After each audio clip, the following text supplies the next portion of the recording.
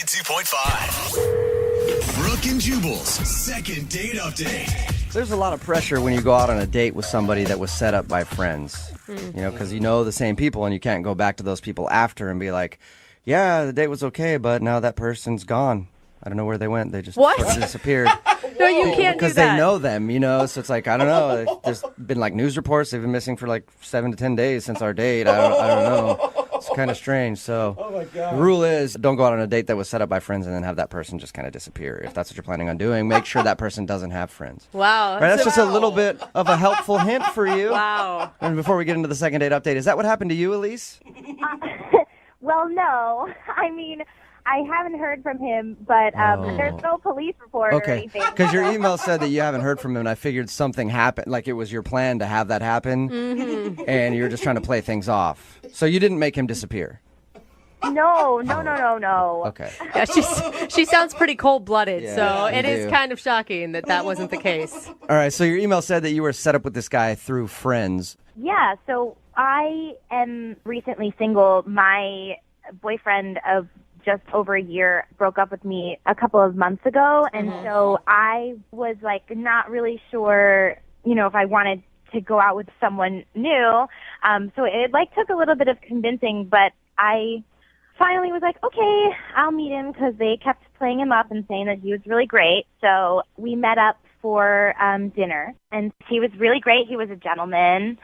We had lots to talk about. There was never like a weird breaking conversation. What kind of things did you talk about? Just sort of like music. We talked about TV shows that we watch. I think I know why he's not calling you back. It sounds like a really boring date. No,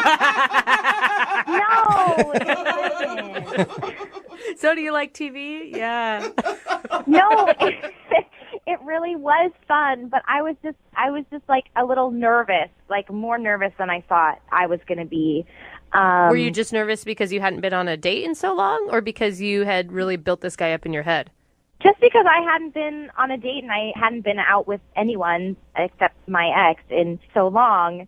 But he was really great, like everything that I could have wished for in a guy. Did you point out the whole time how much different he was than your ex? That's always a good move on a first date. I said to him, like in the middle of the date, like I was just thinking that I hadn't been on a date since I was with my ex. So like I said that to him just because it was on my mind, and he was just like, oh yeah, I heard, you know, our friends told me that you would, you know, just broken up with someone, and then I was like, but I'm over it, so it's fine. See, the secret is you need to do that while crying. You know, so you seem vulnerable. Let the guy in a little bit. Oh, you think so? I should have done that. Yeah, crying and then talking about how all men are evil and they'll break your heart. That's what you should have said to him. Next time we go out, I'll tell him. So how did he react after you brought up your ex? Was that a weird moment, or was it something that was glossed over? I mean, I don't think it was that weird. Like, we talked about it for a little while, and he listened to what I had to say, and then at the end of the night, he gave me a hug, and I said, like, you know, it was really fun, and I hope we can do it again. And he was like, yeah, absolutely. That sounds positive. Yeah. You would think, right? Right. Now it's been like 10 days, and I haven't heard from him. Like, I text him, but I haven't heard back, and I don't know what's going on. What have your friends said about it? They basically just said, like, he's kind of acting weird, and, like, he's not really talking about it. Whoa. So Did you get that feeling, like they're lying to you? I don't know. I mean, I want to think that my friends wouldn't lie to me, and I mean, I would just rather know, like, if you're not interested. But I don't get it, because he was interested. Like, it was a good date. So do you have any theories then? Why do you think that he's not calling you back? Maybe he's seeing someone else and he just doesn't want to tell me. But, like, I would like to know, you know, don't just ghost on me. That's weird. Yeah. And are you really over your ex? Yeah. I mean, it's done. I mean, it's over with me and my ex. Are you sure about that? Yeah. Doesn't sound like it. Yeah. He was very clear about that. Okay, he was clear about that, but is it over in your head? I mean, I can't be with someone who doesn't want to be with me. Okay, so you would actually prefer to be with your ex if you could. But I can't. All right. Well, maybe this guy picked up on that. I don't know. That's the only thing I can think. Yeah, I mean, maybe he did, but I would love to know what happened and what's going on. All right, well, we'll play a song, come back, call him, and get your second date update then, okay? Okay, great. All right, hang on. 92.5. Brooke and Jubal in the morning. Second date update. If you're just tuning in for the second date update, Elise is on the phone with us, and she wants to call a guy named Ryan. They were hooked up through friends, went out to dinner. I should also mention that she's recently out of a relationship, and she is definitely over her ex. As a matter of fact, while she sits there about to make the phone call to find out why this guy isn't calling her back, she's looking at a picture of her ex-boyfriend, wishing things would be different. Am I right, Elise? No, you are not correct. Elise thinks that the reason this guy isn't calling her back is maybe when she was sharing how she just got out of a relationship, it could have seemed like she wasn't really over her ex yet. And we know that she actually is not over her ex yet. Well, and that's okay, Elise. I am as over my ex as I can be at this point. There you go. Guys. So you're kind of over your ex. I'm interested in Ryan. Okay. So there's that. All Which right. is the first step in recovery, really. I mean, finding someone else to get interested in, for sure. Well, I'm going to dial the phone number, get him on the phone, and find out why he's not calling you back, okay? Okay. Here we go. If not, then we'll just call your ex after.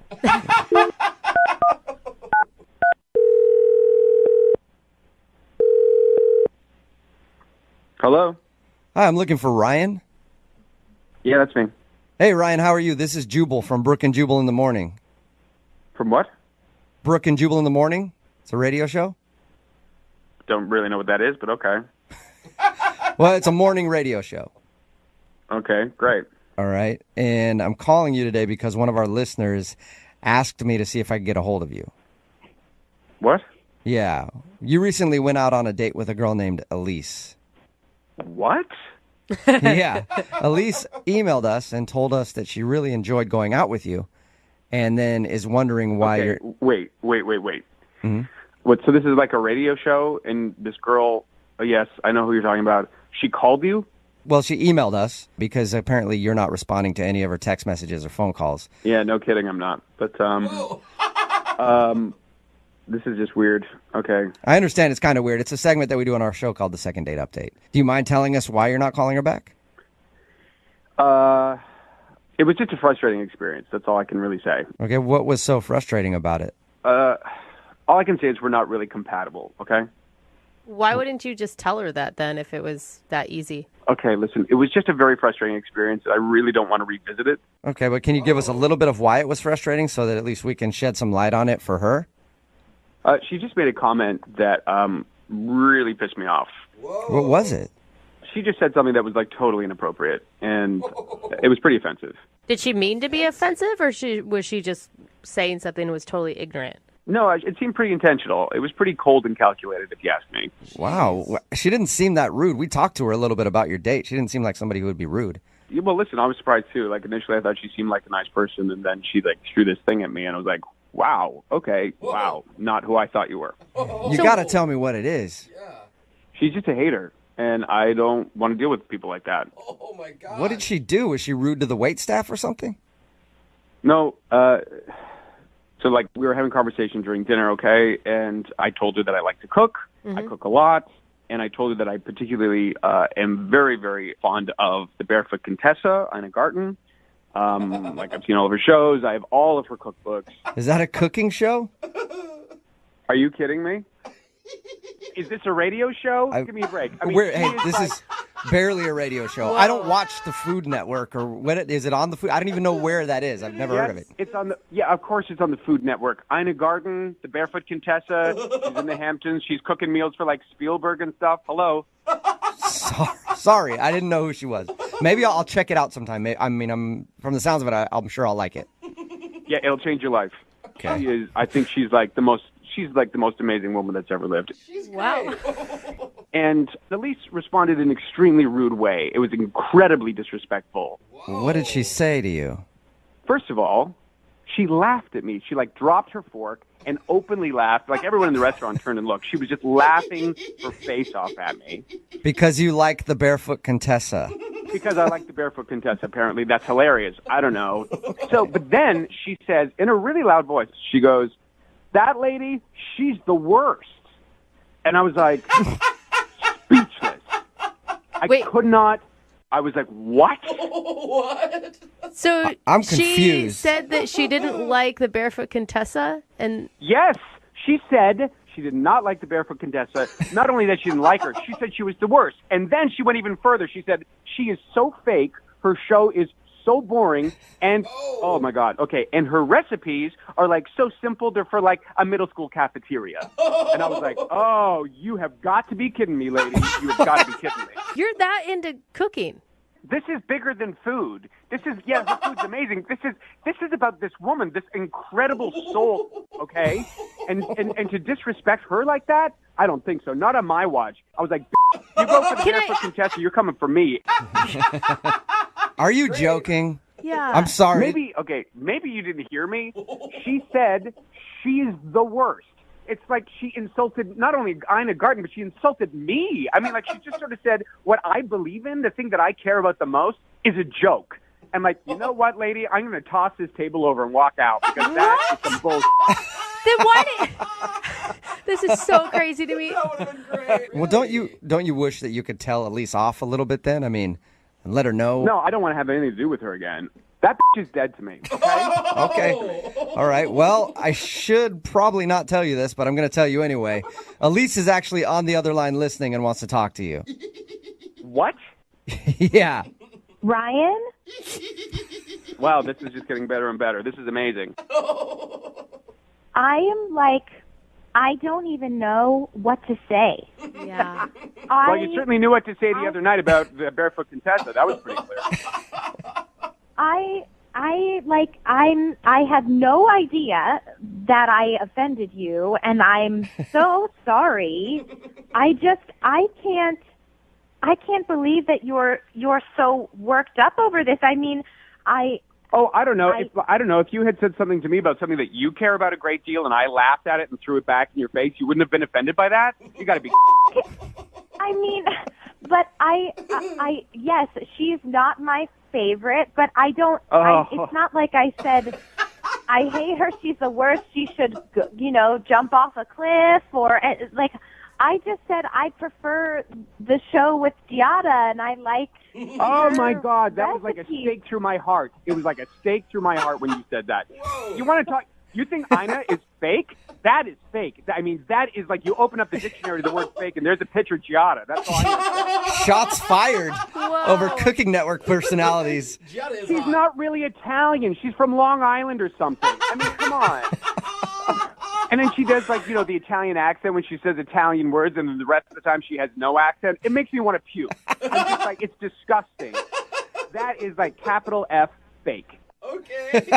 I don't understand. You just went silent, and then we moved on with the conversation. But we could have talked more about it if you were so upset. I didn't. I just don't understand. I don't think I said anything that was so horrible. I just said. Oh my! I don't. You stop saying that. Please stop saying that. I mean, I can't even. Who would say anything like that about the Barefoot Contessa? Ryan, Who would ever say something like that? People disagree on things every day. This isn't a disagreement, okay?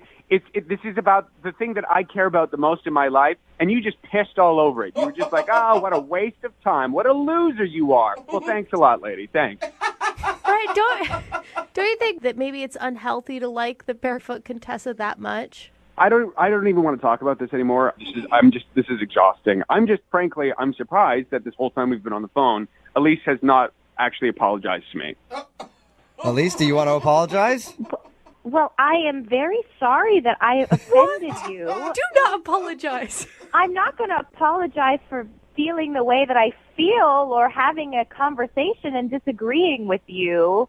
But it wasn't a disagreement. It was a full-on attack. It was an Oh, my attack. goodness. And if Oh, you my think it was goodness. anything less than that, then you're insane. Oh my gosh. At this point, I would love to ask you guys if you will go out on a second date. We will pay for it, You right? have got to be kidding me. Maybe you just need some more time together to talk about your favorite cooking shows in the Barefoot Contessa and get on the same page. Guys, I think I'm okay. Yeah. Absolutely not. I don't want to see her ever again, period. Oh, man. All right. Oh, okay. I did not see this turn of events happening. But Ryan, thank you for your time, and I'm sorry you had to endure Elise and her hatred of the Barefoot Contessa. Yeah, okay, whatever. Yeah. Elise? Wow. Well, thanks for clearing that up for me, guys. No problem. Hey, welcome back to single life. Oh, man, sweetheart. I can't wait to see what nut job I'm going to get set up with next. Yeah. Brooke and Jubal in the morning. Just got a text in at 78592 that says that dude Ryan is going to be on TMZ sometime soon. Found hiding in the Barefoot Contessa's kitchen cabinet. Yeah. It's Brooke and Jubal in the morning talking about today's second date update. This girl named Elise wanted to call a guy named Ryan to find out why he wasn't calling her back after they went on a date. It turns out she did something terrible and insulted his favorite cooking personality, the Barefoot Contessa. He was hot, too. Really angry about it. I don't think we've had anyone on this show as passionate as that guy. About anything. No. Let alone a cooking show. Yeah. Yeah. And people are texting in at 78592. Now it's moved on from them just commenting on the second date update to now they're just arguing about which cooking show is the best. Somebody's texting in like, that Giada girl is the worst. I can't stand her. Sexy, Some- though. I like Giada. Someone else texted in, she probably likes Bobby Flay. Yeah, Ick. right? Now people are like, What? oh, this is why I only watch Top Chef. Yeah. And everybody knows the best personality in the cooking world out there is Guy Fieri. Oh, God. Everybody so knows that. Take you straight to Flavor Town. Yeah. Flavor Town. I'm the coolest chef ever. I frosted my tips. I look like the guy from Smash Mouth from the 90s. man. Remember him? I'm a I badass. put my glasses on backwards on the back of my head. It is impressive that he's still trying to bring flame shirts back. It really is. You know? So there you go. Screw the second date update. It's all about the hot topic today, and that is who is the best and worst chef out there on TV. Remember, if you want to do a second date update, all you have to do is email the show. We will call the person that didn't call you back.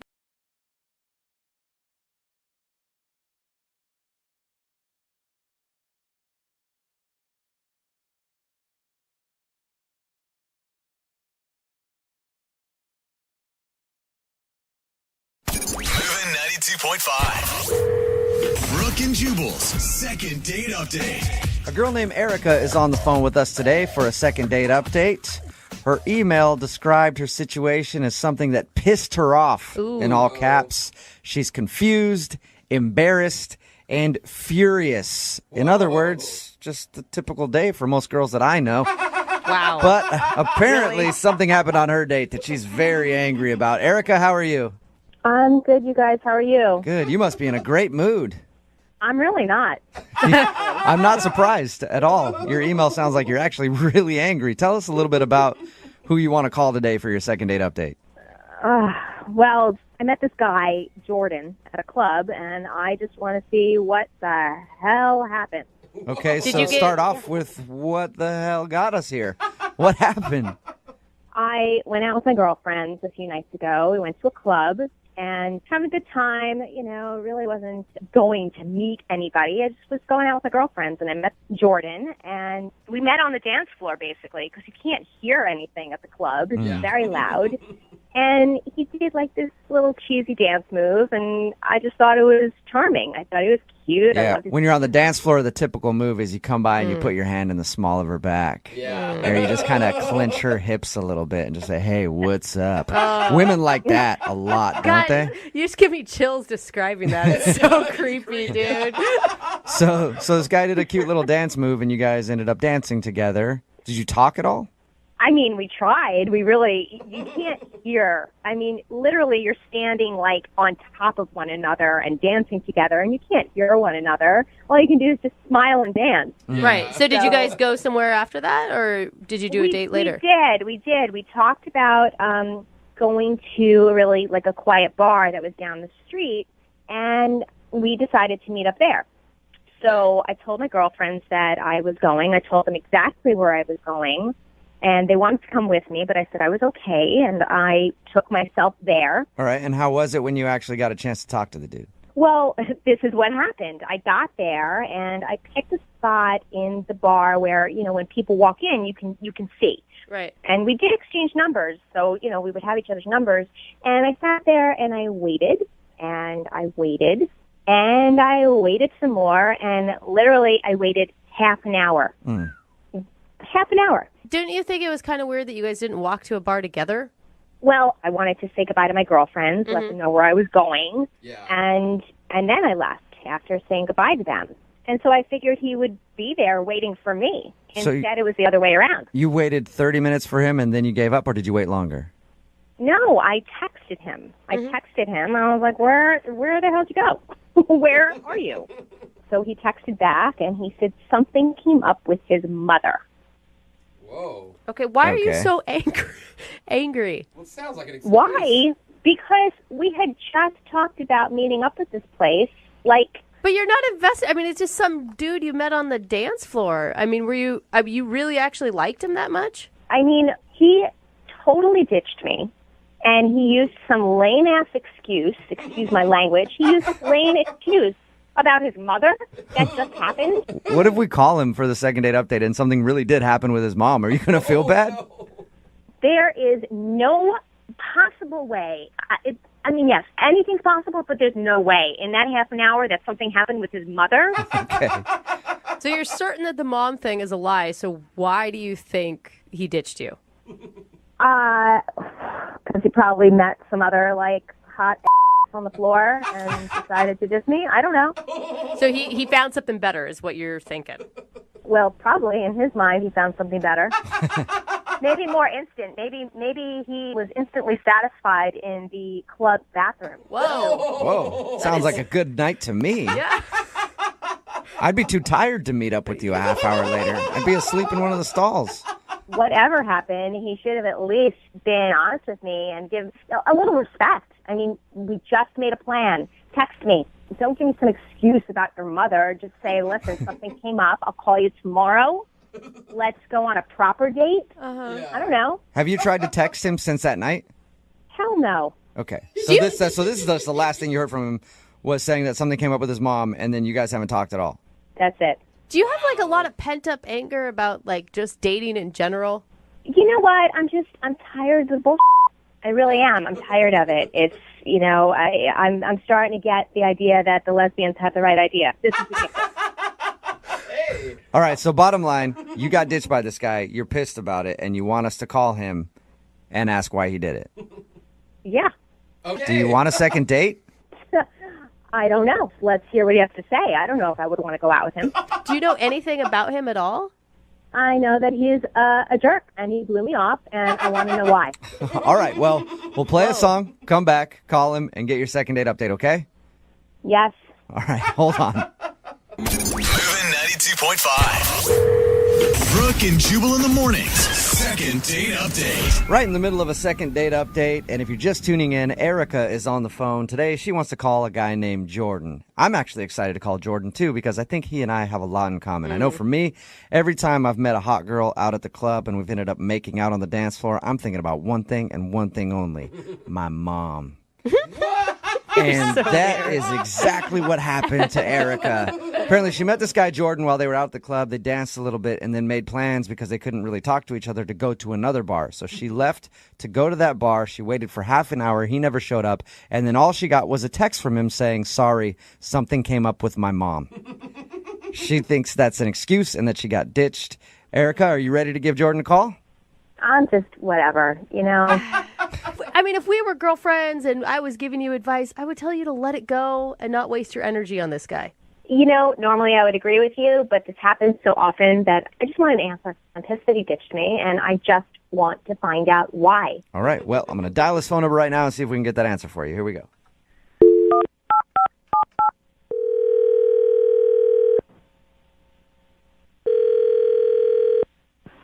Hello? Hi, can I speak to Jordan, please? This is him. Who's this? Hey, Jordan, how are you? This is Jubal from Brooke and Jubal in the Morning. From who? Brooke and Jubal in the Morning. It's a morning radio show. Oh, okay. Is this like a job?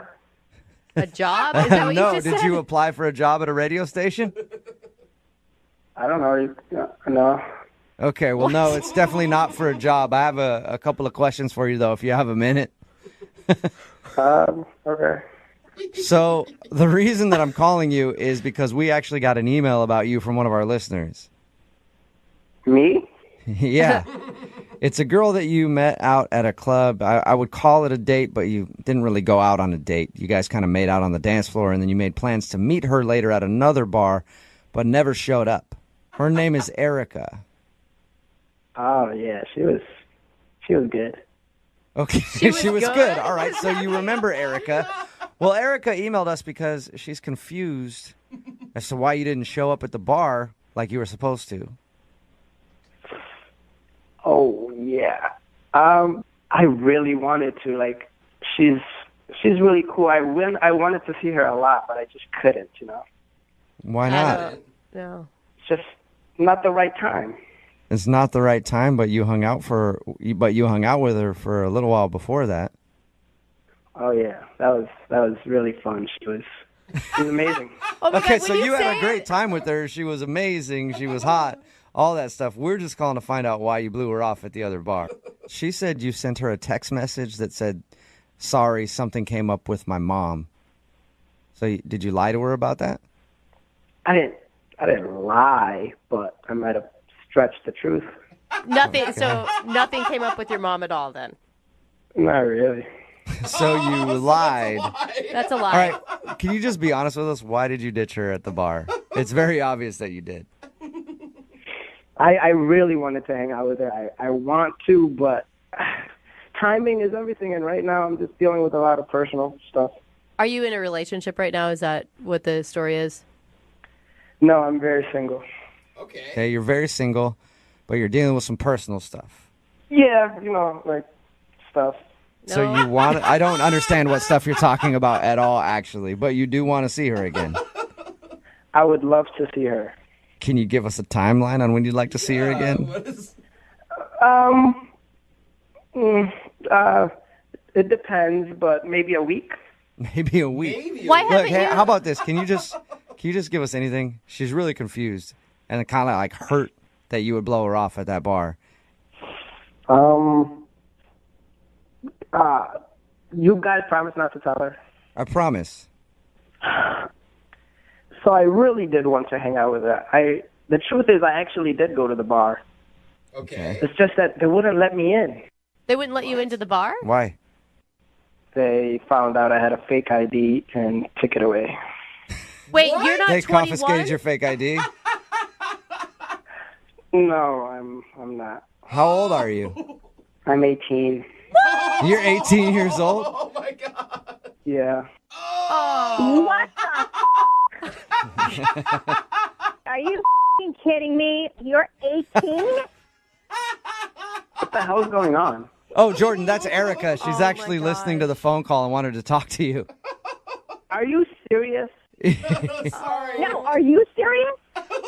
I cannot believe that I'm hearing this. You guys said you'd never say anything. Isn't this illegal? Well, no, technically I didn't say You're anything. illegal. Technically, well, not necessarily. Well, he in is the legal. bar. He's 18. And I didn't say anything, Jordan. You technically Oh, did. Jordan. She just heard it. You guys ruined it, man. Are you serious? I don't even know what was going to happen. Oh my God. I was going to get some. Oh my gosh, Jordan. Yeah, I don't think so, Jordan. I was yeah? definitely going to find out how old you were. You are. Is that why you Oh, were my all God. up on me at the club? Erica, I have to know, how old are you? Me, I'm 26 going on 27. And making out with 18-year-olds. Nice Hey, work, girl. You get Erica. All right, look, everybody relax over there, okay? This is up, all right? Did you make out with him? Yes, I made out with you. Oh, Whatever, yeah. it's a club, okay? Well, Erica, in your defense, you didn't know that he was 18. And in Jordan's defense, nice job, Jordan. No, but in all honesty, I really do like you. Can we please hang out? I don't think so, Jordan. I don't think that's ever going to happen in this lifetime ever again. Jordan, are you? But why? Why? I am closer to 30 than I am to 20, and I am looking for something long term. I'm not looking for you. I'm way more mature than you think. Age is just a number. Yeah, I don't think so, Jordan. It's never going to happen. I need someone older, someone who actually has a driver's license that's legal, not a fake ID. I have a driver's license. No, she means Yeah, like she means one that is actually of your age and that you're not using to get into bars, Jordan. Look, I don't want to argue with you, Erica. Can we just please talk in person without all of this mess? What is this? Jordan, have you Are even you serious? graduated high school? I mean, you're 18, buddy. I'm about to. Oh, wow. Erica, are you? He realized that you made out with a high schooler in the bar. You could go to prom. You know what? That's disgusting. I cannot believe that I made out with a high school senior. Well, then let me ask the Big question. deal. Let me ask the question. Jordan, would you like to go out on a second date with Erica? We will pay for it. I would love to. Plus, you can get some from me that night. Ooh, there you go, What an Erica. offer. Oh, my God. Experienced man. I can't even respond. I'm disgusted. I can't. I have nothing. You responded at the club. Oh, wow. Jordan, you might be 18, but the confidence on you is amazing, man. Erica, you might want to think about dating him because he's got the kind of mentality that could make him a millionaire by the time he's 25. I am no way in hell dating a teenager. There is no Teenager? No. Tell you what, Erica, in a few years when I've matured to your standard or whatever you want, can we please talk? No, Jordan. Go find yourself a cute little 15-year-old and go make out in a park somewhere. Hey, Erica, Wow. the second date update was obviously not successful for you. You didn't get a second date. I just want to leave you with one more thing before we finish this up. What? I just want you to think about all the stuff that's being said about you in locker rooms at high school. So mean. Brooke and Jubal in the morning. Take away your things and go.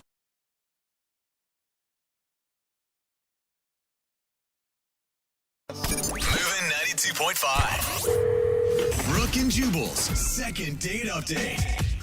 The girl on the phone for a second date update today thinks she's not getting a call back because her profile picture looked a little different than what she looked like when she showed up for her date. Okay. And when I say a little different, I mean a lot different. I mean, like, I would have been disturbed. And nothing disturbs you. What's up, Jamie? How are you? Hey, how's it going? Good. So you showed up on your date looking a little different than your Tinder profile picture. Yeah, I think I surprised him a bit. Okay. Yeah. Why would you do that? Why would you use like an old picture or something? It wasn't that my face looked different, but I was kind of 8 months pregnant. Wait, you're 8 months pregnant right now? No, I was. This happened like 3 months ago. Yeah, she was 8 months pregnant when she showed up to her date and didn't tell the dude. That's what your email said. What? Why would you do that, Jamie? Gosh, girlfriend. I just, you know what? I was feeling pretty lonely and like, you know, the dad's not around in the picture at all. And I just kind of wanted to like have a pleasant conversation with a potentially nice gentleman who would be interested in eating some food with my hungry belly. Okay. You know what I mean? Do you know what? I am all for you dating while pregnant and doing whatever you need to do to feel better. But what did you expect him to react like when you showed up very pregnant? I don't know. I think I was just hoping for the best. Because you know what? When I told other guys, yeah, I'm pregnant, they were like, oh, then they never got back to me. So I'm like, Right. Yeah. screw this. I'm like, I'm just going to go. Honestly, like, I didn't put on weight anywhere else. Like, it was just the obvious pregnant belly. It Right. looked like I had a basketball under my stomach. Yeah. So was he not into it, or did he go like, yeah, bonus, I've been wanting to go out with a pregnant girl for a while now? He was clearly shocked. Yeah. Like, totally shocked. Yeah. What did he say? He was like, Jamie, I didn't expect this. And did you answer back, yeah, I dyed my hair. I know it's different. Oh my God. So did you just launch into apologizing or saying, I'm sorry I didn't tell you? What'd you say? Yeah, I was just like, hey, sorry I didn't tell you. It's been real hard getting a date while pregnant. And he was like, All right, so Really funny. how did the rest of the evening go with him then? I mean, was he still cool to you? yeah, it was actually a really great evening. Like, we just talked. We had a great conversation. You know, it was like at least an hour and a half or two, and ate dinner, hung out, and you know, he paid for the meal, which was super nice. Like I always offer, Especially when you're 8 months pregnant. That's a lot of food. Yeah. Oh yeah, I put it back when I was pregnant. Yeah. But you know, and he walked me to the car, and we didn't like make out or anything after the meal, and You didn't let him feel the baby kick? no, that's a little too. You know, I had one of those shirts that said "hands off." No, I wasn't wearing that one to dinner, but you know, I'm like, don't touch me. Don't, you know. So no kiss. Did you guys hug at all or anything? It's just like, you know, the ass out hug plus the massive belly in the way. Yeah. Now, did you expect him to call you back and go on another date? We didn't talk about it or like say, let's do this again, because it was just kind of like a pleasant goodbye. And I didn't reach out to him after that. I figured like, you know, I already surprised the guy. If he wanted to see me again, he'd reach out to me, you know. Should have invited him to the delivery room. I didn't want to pursue it too much since I obviously wasn't honest with him in the first place. Right. But honestly, like I've been thinking about him since. And I would really like to go out with him again. He was like a genuinely nice guy, and they're pretty hard to come by. Okay. Cool. And you're not pregnant anymore, right? No. That's, you know, I have a 3-month-old. She's beautiful. I'm ready to date. Okay.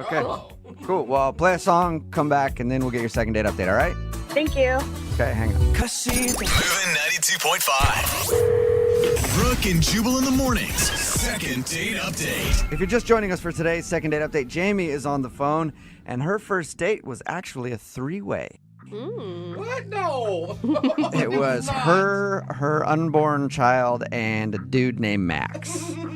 They met online and met up at a restaurant to eat. The only thing was he didn't know that she was pregnant when they decided to go out. She waited until she showed up. Yeah, she was 8 months pregnant when she showed up for the date. And this dude still stuck around and had dinner with her. But they obviously haven't talked since. And she wants to call him and say now that the baby is exploded out of her body, she's ready to go on a real date with him. I'm glad you really understand childbirth. Yeah, it's a big explosion, lots of fireworks and things. All right, Jamie, you about ready to give Max a call? Yes. Are you nervous? Yes. He was seriously great. He was really nice. I'm excited about it. Yeah, anybody that would hang out and have dinner with you for like 2 hours when you surprised him by being 8 months pregnant on your date, sounds like he's probably a pretty decent dude. Seriously. All right, well, I'm going to dial this phone number right now. Here we go.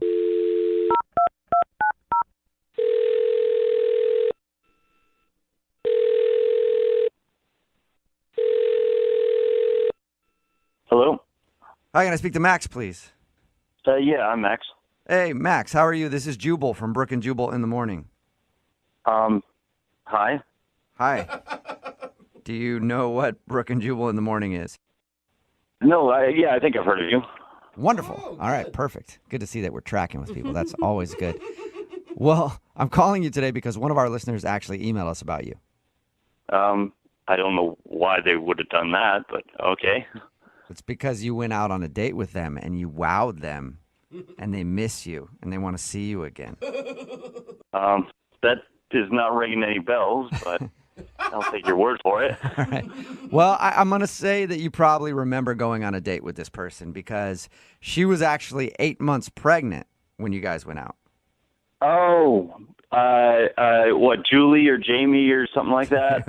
Wow. Jamie. You Her don't name was even Jamie. remember the pregnant girl's name? This was like 3 or 4 months ago. I don't remember everything about it.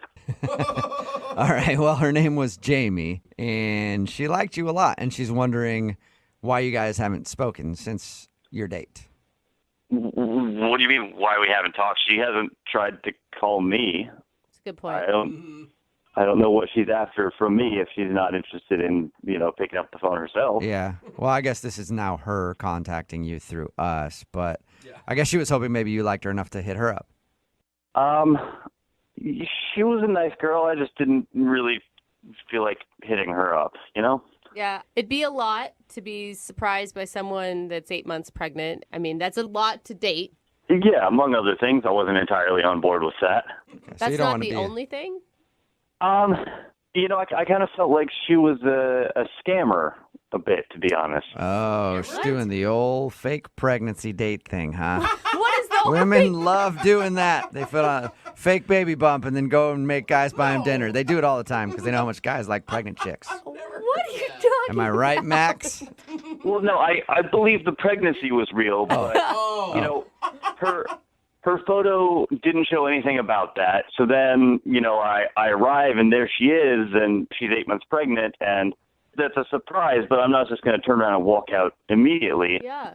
Like, I'm not going to be the guy to be a to the lonely pregnant girl, right? So I kind of felt like I was trapped there, and like I feel like she was just sort of exploiting the pregnancy to get me to pay for her dinner. What? Oh, You think that she okay. was using pregnancy to get free food out of you? You know, I brought that up as a joke, and she confirmed it.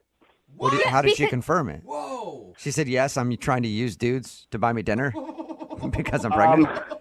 Basically, what she said was she's aware of the shock of her pregnancy, and as long as she's got that and she knows the effect it's going to have, why not use it?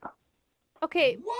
But she was, I mean, you were joking, obviously, so she was probably joking too. I mean, it could have been a joke, but she said she's done it before a couple of times, so I'm not sure that I'm buying the joke angle. Hey, it's Jamie. Listen, you're totally wrong about all that. Oh, wait. Okay. Who is that? It's me, Jamie. Yeah, Max. Jamie is on the other line listening and wants to talk to you. Okay. Why didn't you give me a heads up about that, man? Yeah, sorry. Forgetful. I'm very forgetful sometimes. Hey, listen, like, I don't do it anymore. Like, I had the baby. What? You know? So, Wait, hold on, Jamie. You're saying that you were using men to pay for dinners while you were pregnant? I mean, they don't have to stay. They could have left, and I always offer to pay my half. But like, if they're offering, I thought you were going out with him because you wanted to go on a date, not because you were hungry. no, I do actually want to go on a real second date with him now, though. Because out of all the guys that paid for my meals, he was like the best. Oh, what? You hear that, Max? What a good review. You were like the nicest dude to get used. I'm not sure that, like, being the nicest scam victim is the great basis for a relationship. It wasn't a scam. Like, I actually really like you, and you know what I mean? It's just, like, out of all the guys, like, I like you the most, and it's just coming out wrong. Everything's just coming out wrong. Oh, I don't think No. it is. Yeah, it's coming out wrong. It's coming out a couple of kinds of wrong. Like, you had the misleading photo at the beginning. Yeah, you did offer to pay, but it was sort of that, I guess, if you want me to. And it was that sort of, like, really reluctant, like, I'm going to offer because I have to, but I don't really want to. Yeah. Like, I mean, you were nice. I just don't know that I buy the authenticity, you know? Nice? How is she nice? She was using men for food. Jamie. Max, if this is a scam, then why would I call a radio station to try to get a hold of you? Like, obviously, I actually want to go on another date with you. Like, do you guys think it's a scam? Yes. I don't know. I mean, we do offer free food. Yeah, that's Like, true. we offer to send you out on a second date at the end of it. Are you trying to scam us too, Jamie? Are you just really hungry? No. In fact, I don't even need the free date. I'll pay for the date. Hold on. Okay, well then, Max, would you like to go out with Jamie on a second date? She will pay for it because I'm not allowing you to use me, Jamie. I don't know. I don't know that I want How are to. we even debating this? Jamie, you can't, prey on people's kindness for your own gain. That's what you were doing while you were pregnant to all these people. Oh, my God, that's so wrong, though, because I actually did offer to pay every single time, and I'm offering to pay for this date.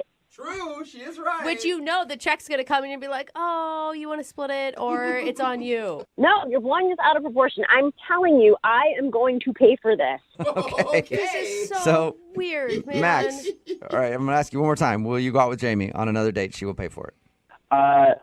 No, this is too weird. Like, it seemed like a scam 3 months ago. She's offering to pay now, but she had to go through a radio station instead of calling me directly. I don't know what's going on. I got bad vibes from this whole thing. No. You know what, Max? Screw yourself then, all right? You're just angry I didn't hook up with you that night. Yeah. He probably is very angry that he didn't get to hook up with a woman who was 8 months pregnant. I know I would be. Whatever, you guys are jerks, okay? Oh. I think she's gone. Max, are you still there? Yeah, I'm still there, feeling a bit like I dodged a bullet. What? What are you talking about? Crazy. It sounded perfectly normal to me, that whole situation. And, I've been on a couple of dates since her, and if any of them call you and want you to call me, just don't do that. Come on, Max. I want to put you on like every single one of these. I want all the people who have ever dated Max. Text in right now, 78592, so we can call him on your behalf. Brooke and Jubal in the morning. I had a text in at 78592 that says, can I have Jamie's number? I have a newborn son, so we could have a pre-made family. It'd be awesome. It's Brooke and Jubal in the morning talking about today's second date update. If you missed it, Jamie wanted to call a dude named Max. They actually went on a date while she was pregnant. And then she wanted to call him because now she doesn't have she's not with child anymore, and she wants to date him because she thought he was awesome. We found out that was what she was doing while she was pregnant. She was going out with a lot of dudes, just getting free meals. But she liked him so much, she wanted to get another date. At the end of it, she hung up on us and kind of said that we were being rude to her because she was using dudes to get free food. I mean, I get you're hungry. I understand that, but you still can't use people. Well, I mean, it's just kind of a general rule, guys. When dating, you got to have, I don't know, good intentions. And she didn't see anything wrong with it. She's like, well, I offer to pay. Well, no, no guy's going to let a pregnant woman pay. Like, you're pretty much forcing us. Am I right? Yeah, you're kind of forcing your hand. You'd feel like the biggest jerk ever. You're like, yeah, you can pay. That's fine. No way. Like, no one would do that. And remember, if you want to do a second date update, all you have to do is email the show, and we will call the person who didn't call you back. Move at 92.5. Less than 2 weeks away.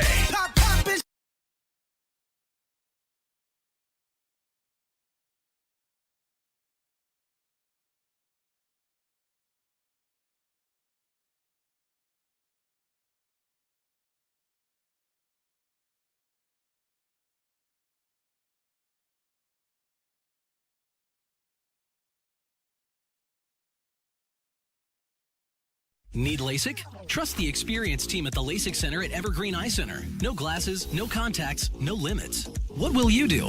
LASIK at evergreen.com. Moving 92.5. Brooke and Jubal's second date update. We've been doing second date updates for a long time, and we've heard a lot of corny, cheesy pickup lines. But today's involved violence, and that's why I'm into it. Corny and violent, I'm definitely down. I want to hear about it. And that's why Samantha is on the phone. She wants to do a second date update today. What's up, Samantha? How are you? I'll be better once we get this figured out. Oh, my God. Are you the violent one in this situation? No. Well, kind of, yeah. Yeah, I was going to say, you said no, but I read your email. It sounds like you were the violent one. Oh, I like how she laughs at it. Like, oh, I mean, yeah.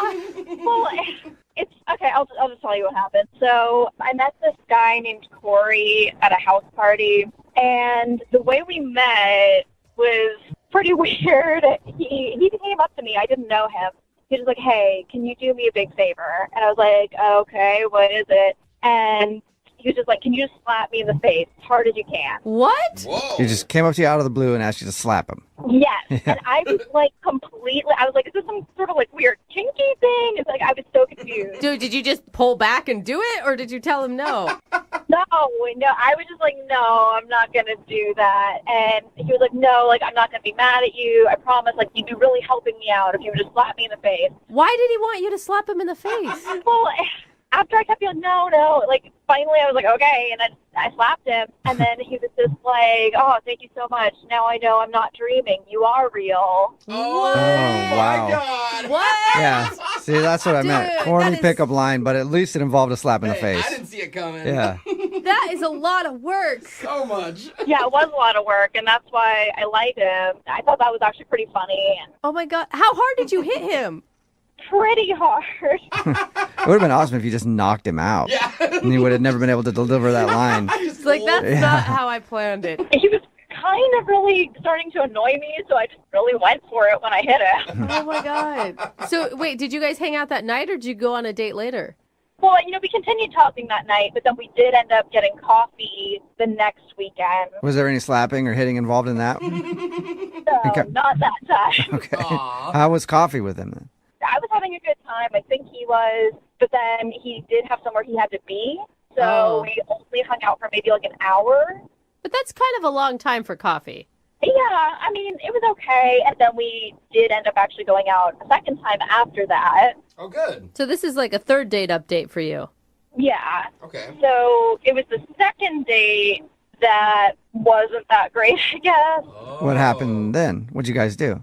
We went and we got drinks, and I don't know. I guess I got a little too comfortable. I ended up getting pretty drunk. Oh. Yeah, that wasn't a good look. So I asked him to give me a ride home because it got to the point where, like, I wouldn't have been able to drive. I was pretty drunk. So on the way home, I could tell I was going to get sick. Oh, no. Oh. So, like, I told him, like, it was coming, and I was like, pull over, and there wasn't really time. So at a red light, I just kind of opened the door and, like, leaned out the car. Oh, geez. So you puked. Did you get any in his car?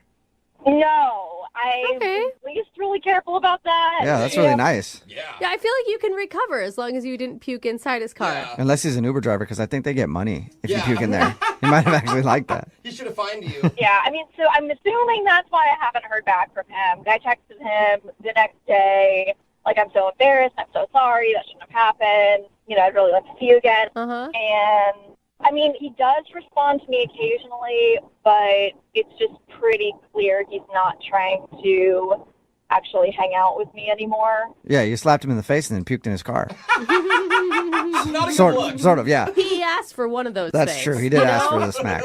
I mean, I know I obviously messed up, but I feel like we had a really good connection, and I deserve a second chance. Would you give him a second chance if he was the one that had puked?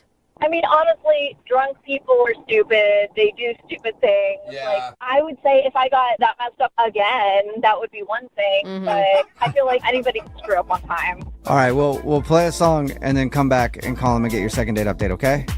All right, thanks. All right, hang on. Moving 92.5. Brooke and Jubal in the mornings. Second date update. When you think of some of the greatest love stories of all time, you might think of The Notebook, or Romeo and Juliet, or Rose and Jack from Titanic. Yeah. Well, all those stories had one common thing. Puke. What? Yeah, I'm pretty sure puke was the one common factor in all those love stories. That's why he ended up off the door. And we have another amazing pukey love story today from Samantha, who's on the phone. She wants to call a dude named Corey. They actually met at a party. He came up to her and asked her to slap him in the face. And she finally did. And then he was like, oh, thank you. I guess I'm not dreaming. So it was a very long way to get to a corny pickup line, but it worked. And then they hung out a couple times.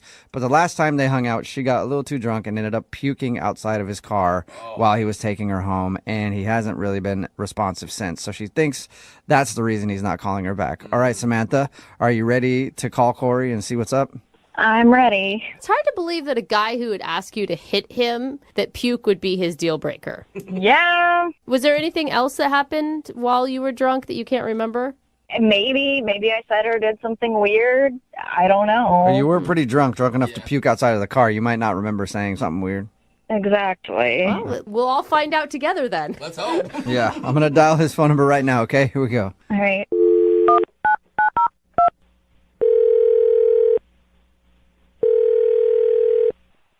Hello? Hi, can I speak to Corey? Speaking? Hey, Corey, how are you? This is Jubal from the radio show Brooke and Jubal in the Morning. I'm sorry, who? Jubal from Brooke and Jubal in the Morning. It's a radio show. Okay. How are you today? I'm doing all right. I'm sorry, you said this is a radio show? Yep, and I'm calling you today because one of our listeners sent us an email about you. Okay, is this a prank phone call? No, it's not. We do a segment on our show called The Second Date Update. It's where if you go out on a date with somebody and end up not calling them back after, they can email us to get you on the phone and find out what happened. So we got an email from a girl named Samantha who you went out with a little while ago. I mean, I went out with a girl named Samantha, not sure why she's emailing a radio station and you guys are calling me. This would be the Samantha that puked outside of your car when you're taking her home? Yeah, no, that one's hard to forget. The girl who puked outside of my car. Yeah, I didn't know if there was like a couple of Samanthas you went out with. There was like the normal Samantha and then there's the puke Samantha. We're talking about the puke Samantha. Yeah, no, I put that together. You're quick. She emailed us because she told us about your date. She said she had a good time, but it's obvious that you don't want to go out with her again, and she's wondering why. I mean, it's not that I don't want to go out with her again. That was a bit of a crazy night. She was definitely a lot of fun, and then, a little bit less fun, mostly puking out of my car. She was a champ. She got about 90% of it outside of my car. But no, that wasn't why I hadn't been getting back to her. I knew it. I do like her. We did ultimately have fun, and she was pretty cool and everything. It's Well, just if you don't like her, then why not give her another shot to do something else in your car? well, generally not opposed. It's just that I screwed up, and now just isn't a good time for another relationship. And you screwed up. Wait a minute. Were you cheating? Was she like a side piece and she didn't know it? No. I'm not married. I'm not in a relationship. She wasn't my number two. So you're single then? Yeah, just most all of my time is taken up right now, and I really shouldn't be starting another full-time thing right now. Wait, so you're not in a relationship, but all your time is taken up? Yeah, I just timed this wrong because it's fantasy football season. What? Okay. What does that have to do with... I don't get what that would have to do with timing. Well, I'm like a semi-pro fantasy football player. I'm a member of 6 different leagues. It's all very high-stakes money stuff. Is that a thing? You could call yourself a semi-pro Yeah, fantasy I didn't even know football there were player? like professional fantasy players. But Like fantasy is in the name because it's not real, man. Well, I mean, it's real. It's a game. I play it, but I also make a significant amount of money doing it. Whoa. Like how much are we talking? Like this sets you up for a month, a year? I made $500 profit last year, not counting league fees, and that was a pretty sizable take for me. Sorry, I gotta interrupt. You're blowing me off for fantasy football? For $500? What? Yeah, it's Samantha. yeah, Corey, sorry. Samantha's on the other line listening and wants to talk to you, and I guess just couldn't wait. She heard $500. I think it probably perked her ears up. I didn't know I Yeah. was dating a man with money. That kind of pisses me off. That like for $500 that you might win in a game, you don't want to spend time with me? It's not just about the money. I love doing it. This is my recreational activity. I mean, I spend hours and hours watching game footage and a number of different online resources that do Okay, but like news and breakdowns. why can't you still date me and still do that? Yeah, I totally agree. Like, why can't you have a girlfriend and have fantasy football? Millions of people do it. I've tried to do stuff like that in the past, and it never works out. Oh. A lot of girls that I go out with say they understand, say they get it, say that it's not a big deal. But by the time it's week 6 and Antonio Brown goes down with a leg injury and I'm freaking the hell out and I'm just looking for support and comfort, and you're like, what do you mean your little electronic man versus me? And you don't understand. I have to swap out these players before. Oh, wow. It makes it really difficult to maintain a relationship. Okay, like, I don't think it's that big of a deal. Like, I don't understand why you wouldn't be able to just put your phone away if it was bothering me. Like, I would think you would prioritize the living person sitting in front of you over your fantasy players. Yeah. Eventually I would, but this is the issue, all right? I made a mistake. When I saw you that night at the party, I knew that the season was starting in 3 weeks, and I should have known better than to approach you and try to start something up knowing that I wouldn't be available, and I apologize for that. Okay. I've heard enough. Well, he's trying to be responsible. Yeah, I mean, right? at least he's like trying to think ahead to be like, I don't want to cause Samantha frustration when I start getting into fantasy football season and all my time is taken up. Yeah, and Samantha, I did enjoy it, and this is good for you. You don't have to put up with me doing all of my statistical analysis and you watching all the games and everything. This takes the burden off of your shoulders. Then, trust me, by the second week in February, I am ready to hang out. But Corey, why would she want to hang out with you? You're just going to have to dump her again next football season. Yeah, this is not what I thought it was going to be. Like, honestly, this is just stupid. See, girls never understand. I knew that you wouldn't be able to understand how important this is. I mean, I understand. Like, I've dated guys that have played fantasy football before, but, like, it didn't take up their whole lives, like an obsession. Like, they still made time for me. Well, maybe they just weren't fully committed. I guess not. Well, it just seems like, Corey, like, this is your hobby, and that's great. But your passion is bordering on obsession. No. you're stopping the rest of your life to play fantasy football. Seriously, it's a computer game. Like, it does not matter in, like, the scope of life. Excuse me, all right? It does matter, all right? This is my passion. This is what I'm into. If I were a fantastic painter and I was like, I have to step away so that I can paint this, travel to paint this magnificent vista and put it on canvas, would you be like, painting doesn't matter? They are the same thing. It's what I do for fun, and it's what I do for money. If I said, baby, I have to go to my second job, and you were like, you can't go to your second job because that means you're not with me, like, it was $500. It could be more than double that this time. It sounds like you guys are actually having the argument right now. It sounds like you're almost in a relationship. Listen, girlfriends come and go, but fantasy's always been there for me. I'm really happy for you. I've never had a relationship that lasted longer than my first fantasy football league, which I'm still in. Okay. Ooh, wow. Wow, how long has that been, Corey? We've been doing this for 12 years. Wow. Dang, that's a long time. That is Congratulations on that long-term relationship. Corey, I still have to ask the question. Would you like to go out with Samantha again on a second date? We will pay for it. It won't be on a Sunday. You know what? Don't even bother, because I was feeling like it was my fault. But now that I know what it is, honestly, I am not interested in the second date. What about in February? We'll do it right between when fantasy football ends and then fantasy baseball starts up. Oh, no. Come on. Fantasy baseball is a joke for losers. Oh, yeah.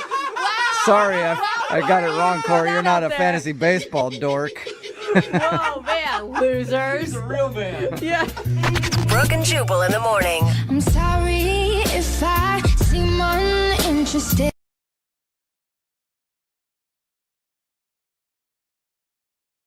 Moving 92.5. Brooke and Jubal's second date update. Have you guys ever gone out on a date with someone who is so incredibly attractive to you that it makes you feel uncomfortable? Yeah. You have? Yeah, until he took his front tooth out. Oh, it's that guy. Yeah. Okay. Yeah, that'll decrease somebody's hotness pretty quick. Tiffany, who is on the phone with us right now and wants to do a second date update, she emailed us, and that's one of the things that she put in her email. She said the guy she went out with was so attractive it made her nervous, and she didn't know how to act around him. Hi, Tiffany. How are you? Hey, guys. I'm good. How are you? Good. So you went out with a really, really hot dude, huh? And you couldn't control yourself. Couldn't concentrate. Definitely couldn't concentrate. I was so nervous. That's awesome. Where did you meet Mr. Hottie McHotterson? Well, I met him through friends, and, they showed me his picture and everything, and I was like, oh, he's really good looking. But, sometimes people aren't like their pictures, but when I met him, I was like, oh, God, he looks just like his picture. Did you almost faint right there? That's what I picture you doing right now. Like, oh, my God, and then you just fall down. That's how it felt. I was like, I'm woozy. Oh, my God. You felt woozy when you met him. Okay. You guys went out, and what did you do on your date? We went out to dinner, and I had a little bit to drink because I was trying to stay calm. And I know I probably had a little too much to drink, but whatever. Then I was like, let's go to my favorite karaoke bar. So we Ubered over there and drank some more, and we ended up back at his place, basically. And I know for sure we made out and we did stuff. And is it kind of hazy? It's a little bit hazy. Okay. A little bit hazy. I'm not sure exactly when I went to bed, but I woke up at 7 and he wasn't there. And I waited because I thought, maybe he went to go get food or whatever. So I waited an hour and a half, and he wasn't coming back. So I just left a note. Did you wake up in his bed, or did you wake up on the couch? No, in his bed. With clothes on or with clothes not on? I had some clothes on. Yeah. I mean, you said you guys did stuff, so you woke up and he was gone, and you haven't heard from him after that at all. No, and it was a week ago, and I had left a note being had fun, whatever. And then I texted him a couple times this week, and I didn't hear back at all. Did he mention anything about having to go to work in the morning or something like that? Is there a reason that he would be gone that he might have talked about? I remember. Okay. Not that I remember. Yeah, he might have told you anyway, but you have no clue. Hey, I'm going to be leaving the country tomorrow morning for about a week, so I won't be able to be contacted. You have no idea. No. What did your friends say about it? The ones that, introduced you to? Well, one of them's just being weird about it, doesn't want to talk about it, and then the other one just says she, doesn't know, and, hasn't talked to him or whatever. So I don't think they know anything. Or they just don't want to get caught in the middle. Maybe. If it was just a one-night fling and that's what it is, are you going to be okay with that? I mean, I'll be bummed because he is so hot, but I just want to know. Like, I just want to know what happened because I thought we had so much fun, and yeah, it's just like weird. I mean, I'm not unattractive. Like, I don't think, Well, it is weird to wake up in somebody's place and have them not be there. Like, I wouldn't leave anybody in my house. I would have, if I had to go somewhere, I would have woken you up and been like, you need to go. Time to go. Yeah. Isn't that weird? Like, I had to, lock the door. Like, I was, locked the bottom lock and was like, okay, I hope this is okay because I don't really know, Now, you said it was hazy and you don't really remember all of the evening. Is there anything that could have happened on your end to make him not want to call you back? Nothing that I remember doing. I don't think so. Do you get weird when you get drunk? I think I'm just fun. I don't know. And you said how hot he is. You didn't focus on that the entire time and talk about it, right? No. I tried to not talk about it because I was so nervous. All right, and you haven't heard anything back from him at all? Nope, not any response. Okay, well, we're going to play a song, come back, call him, see if we can get him on the phone and get your second date update, okay? Okay, thank you. Yep, hang on. Moving 92.5. Brooke and Jubal in the mornings. Second date update. All right, if you're just joining us for the second part of the second date update, Tiffany is on the phone. She wants us to call a dude named Garrett, who is so incredibly attractive that he just made her nervous and she couldn't handle it, so she had to get drunk. Of course. In order to handle his beauty. Tiffany, are you about ready to give Garrett a call? Yes. All right. Have you And remember, they went out for karaoke after having a few drinks, went back to his house, messed around. She woke up in the morning. Garrett was gone from his own place. Mm-hmm. She didn't know where he went. She tried to get a hold of him. Nothing. She hasn't heard anything back since. How long did you stay at his place before you left? I know you told us earlier, but... Like an hour and a half. He didn't leave a note, a text message, nothing? No, I left a note for him. Any chance that he has a girlfriend? Ooh. I don't think so because our friends set us up. I don't think they would do that. And there was no, girl stuff at his place? Yeah, come on. In an hour and a half, you went through a lot of stuff. Let's be honest. I didn't see anything. Okay, yeah, you didn't deny snooping through his stuff, but that's understandable. I would do the same thing. All right, well, I'm going to call him now, see if we can get him on the phone and get your second date update, okay? Okay. All right, here we go.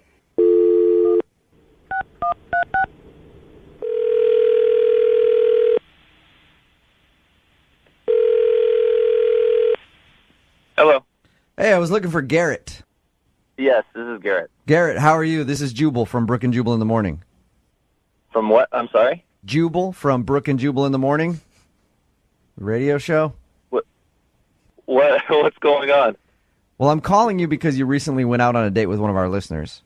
She emailed us about you, and first of all, she said that you were incredibly handsome, Garrett, so it's an honor to talk to you on the phone. Okay. I'm sorry, what are you guys calling me about, though? Well, the girl's name is Tiffany, and she emailed us about your date, and you haven't been calling her back. And she's confused if she did something wrong or if you don't like her. Oh, yeah. What did she tell you about the date? She said that you guys went out, had some drinks, sang some karaoke, went back to your place, messed around. She told us that she was drunk and she's having trouble remembering some of the date. Yeah, it was a little bit more to drink than maybe I would have done on a date. All right. Is that Hey, in her defense, she said the reason she drank so much was because you were so handsome she couldn't handle it and you made her nervous. That's got to be a little bit of a compliment, right? I guess so, yeah. All right. What was the most annoying thing she did? Well, she sang that, that song, Girls Just Want to Have Fun? Yeah, Cyndi Lauper. Mm-hmm. Yeah, that Cyndi Lauper song. Uh-huh. I don't know if she was so drunk, if she knew she was doing this or not. She sang it twice. At karaoke? She sang the same song over and over. She was obviously up for having a good time. She was putting a lot out there. Well, but why wouldn't you just text her back and just say, "Hey, I don't think it's going to work out"? She was drunk. Even after karaoke, it was just weird. The whole night. What else did she do that was weird though? You're killing us. It's fun to hear drunk stories. Okay, I don't know. She was so drunk. I wanted to take her back to her place. Okay. And she couldn't even remember her address. What?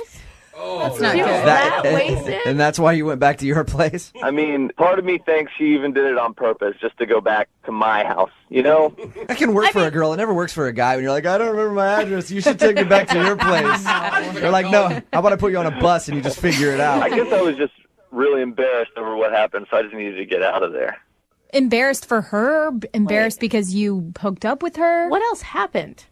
I don't know. I can't really talk. I shouldn't talk about it. Yeah, you should. Yeah, What? Hey, dude, Garrett, listen. She's the one that emailed us and asked us to call you. She wants to know what the reason is that you're not calling her back. So if it's an embarrassing story about her, she's willing to hear it. You promise you can't repeat this to anyone. You won't tell this to anyone else. Well, I can't promise that because this is going to be on the radio, but Tiffany wants to hear it. I don't know. Okay. Come on, just what is it? So we're at my place, and she pulls down my pants. Nice. That's not a weird thing that happens sometimes. You know, she's down there. I think I know what she's gonna do. She grabs my stuff and starts singing into it like it's a microphone. That's amazing! Are you serious? Did you go from like so excited to just so disappointed? So confused. I was so confused. Can I ask her song choice? Girls just want to have fun. She's singing her karaoke song That's amazing. into your special microphone. Yeah. He got a song job. Yeah. That is funny, dude. I would have laughed. I mean, I'd laugh about that. It bothered you that much, though, that you don't want to call her back? Well, it wasn't just like a joke thing. Like, she was doing the whole performance. She was like, come on, you know the words. Come on. How'd you stop it? Did you just like try to kiss her and be like, oh, get back up here. This is weird, yeah. No. I told her, I said, go wait on the bed. I have to go to the bathroom. I went to the bathroom and just stayed in there for 20 minutes until she fell asleep. She doesn't, dude, when we talk to her, she doesn't remember any of that. I think she sounds... I knew she wouldn't. Hey, Garrett, I think we should refresh her memory. What do you think? No, I don't want her to know anything about this. It's too late, Garrett, because she's on the other line. Oh, my God. And just heard everything you said. Tiffany. Oh my God. Hey, little songbird. How's it going? Oh my God, I'm so embarrassed. I really don't remember doing that. You definitely did that. Oh, God. I think it's awesome. Oh my God. You ever done anything like this before, Tiffany? Is that your move? No, not a move. Not a move? Okay. Tiffany, do you think it in any way maybe could have been like you drunk being funny? I don't think so. Doesn't sound very funny. I think it sounds hilarious, hysterical. yeah. I'm really sorry, Garrett. You totally do not need to text or call me back. I completely understand. And if you could just do me a favor and not tell all of our friends, I would really, really, really, really, really appreciate it. I'm fine pretending it never happened. Tiffany, if you think about this, Garrett really doesn't need to worry about telling anybody because you just did this in a second date update and it's going to be aired on the radio. Yeah. Oh, that's fantastic. I'm super excited about it, and that's awesome. It could be a funny story. Dude, I think you need to own it. I just think you need to own it. I mean, Garrett liked you enough to go on a date and hook up with you that night. Yeah, but you say Garrett went out on a date with her. That was before he knew that she was going to sing into his microphone. She sounds like a fun girl who's up for a party no matter where the party happens to happen. That's right. Thank you, Brooke. See? Hey, Garrett, would you like to go out on a second date with Tiffany? We will pay for it. I feel like it's going to be pretty awkward after this. It's only awkward if you make it awkward. It could be funny. It could be awesome. Garrett, I'm really sorry about everything that happened, but I mean, I feel like up until that perfect, embarrassing moment, like we had a really good time, yeah? We were having a lot of fun. Yeah, we were having fun. It was fun. It was a little weird. Garrett, what's it going to hurt to go out on another date? Like, you think about this. That's a pretty innocent thing that she did. It's hysterical and funny and awkward, but it's not like she did anything where you don't like her as a person or you just didn't get along at all. It sounds like you guys got along great. Why not give it another shot? All right, let's do this. All right. Awesome. Yeah, it sounds like this isn't something you will do again to me. I promise you that's only a first date move. I mean, unless you want me to, and if things are going well, then, Never know. Dude, she sounds awesome. Tiffany, start picking out your song selection now. Yeah. Branch out from Cindy. Yeah. Brooke and Jubal in the morning.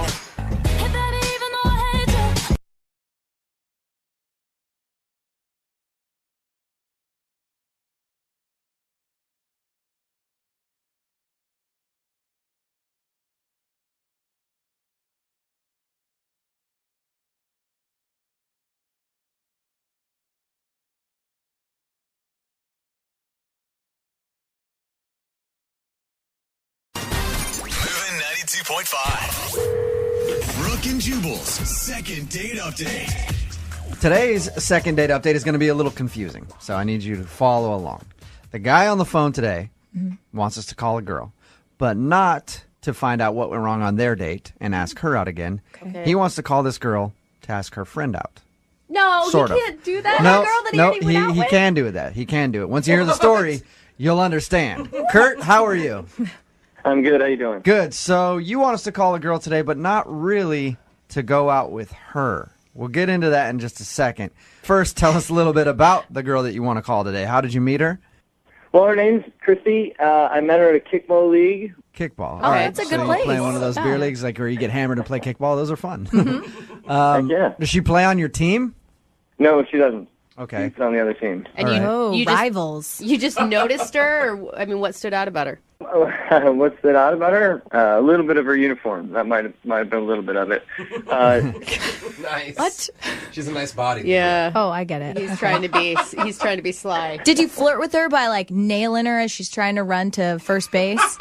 You know how I meant that. I always flirt with girls by nailing them. Yeah. I did try to chat her up a little bit whenever I play mostly over on third, so that's a good place to be. Right. Yeah. Nice. So if she'd make it over there, I'd chat her up a little bit. But that's all, really. And what's her name, by the way? Christy. Christy. Okay. And so you ended up asking her out, and you guys went on a date. Tell me about your date, first of all, with Christy. I've seen her a couple of times, so it wasn't quite, first date jitters, but definitely I was excited. I was attracted to her. We had a good time on the field, so I was excited. But on the way out, we were walking out towards the car, and I was hoping I was going to get a little kiss, but she stopped me, and she said, "Can I be honest with you?" Okay. That's not usually a good thing. No, it's not, and it wasn't. She said she thought I was a great guy, but she just wasn't that interested. That sucks. All right. But at least she was honest with you. Yeah, but she said she had a friend that would be perfect for me. So, hey. So she wanted to play matchmaker? So she rejected you, but then was like, I think you'd be great for my friend. Basically, yes. That's okay. That's interesting. I've never heard that really happening on a first date before. Like, hey, I thought you were terrible to hang out with, but I'm going to go ahead and pass you along to one of my friends. You might be just dull enough for her. Yeah, I don't like very much. That's how that would feel to me. Is that what it felt like to you? Yeah, I asked her right away. I said, "Did I do something wrong, or what? Why? Why do you not want to hang out with me? Why do you think you have a friend?" And what did she say to that? She said, "No, you're fine. I just think you'd be perfect for my friend." I mean, Can I ask? I mean, did you immediately say, "Okay, that's cool. I'm interested in. Give me your number"? No, I was a little surprised. I stopped. I didn't want. I don't know. The date kind of ended pretty quickly. We said our goodbyes and went on our own way. But And so after all that was over, did she try to hook you up with a friend? well, that's why I'm calling you guys, because I've texted her a few times and I never heard from her. Okay, so are you more interested in finding out why you're not a perfect fit for her, or you're just more interested in getting this date with her friend that she said would be great for you? I want to talk to the new girl if she thinks I'm so perfect. Okay. All right. He's excited. So you know that she doesn't want to go out with you, and you're fine with that. You just are wondering why she's not getting back to you about the friend. Exactly. If we were so perfect, well, then let's do it. Otherwise, I think she was just lying about the whole thing, and she just wanted to get out of it. Yeah, that would suck, but that is actually a good way to let somebody down, though. Hey, I don't like you very much, but I know someone who'd be great for you. Yeah, that's a nice way to blow somebody off. Maybe that's what happened. Now, how bad are you going to feel when you do actually meet this friend that's perfect for you, and she is a horrible person? You're just like, oh my God, that's what you think of me?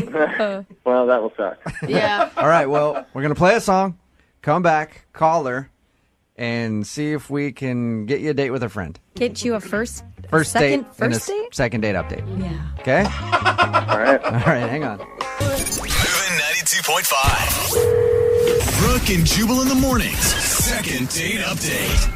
You know what I think about today's second date update? I think Christy, the girl that we're about to call for Kurt, who is on the phone with us right now, I think that she is a master at blowing people off. That's what I think happened, Kurt. Now, at the end of your date, if you're just tuning in for the second date update, they were done with their date, walking to the car. He thought he was going to get a kiss. She actually stopped and said, you know what? I just got to be honest. I'm not interested in you. But I have a friend that would be perfect. And how about I, get you in contact with her and you guys can go out. I'm thinking that was just a great way of blowing you off. Because if somebody said that to me, I'd be like, all right, well, I swung and missed on that one, but maybe I'll hit the next one out of the park. Kurt, are you worried that that's what happened? Yeah, I guess. Can you handle double rejection if that's what we find out when we call her? I mean, I've already had one, so, I mean, if she's just blowing me off, I think it's rude. I think it's, I don't know, what's so hard about just being honest with somebody? Yeah. Yeah, I mean, Tell me. well, and then stringing you on to say that she has somebody else who'd be perfect for you, that actually would be a terrible way to blow somebody off. And just keep doing it to him, too. Well, that friend canceled, but I've got a third friend that would be amazing for you. Maybe on the bright side, she's just taking a little bit of time because she has to check with her friend to make sure it's okay that she shares the information, that she sets you guys up. Maybe? Oh, maybe. Yeah. I never asked You're you how stringing long... him along right now, I'm Brooke. trying to be happy and positive for once, okay? I'm so jaded with dating all the time. I never asked you, how long has it been since you guys talked anyway? A week and a half, something like that. Okay, that's plenty of time, I think. All right, we're about to dial her phone number right now, see if we can get her on the phone and get your second date update, okay? All right. All right, man, hang on.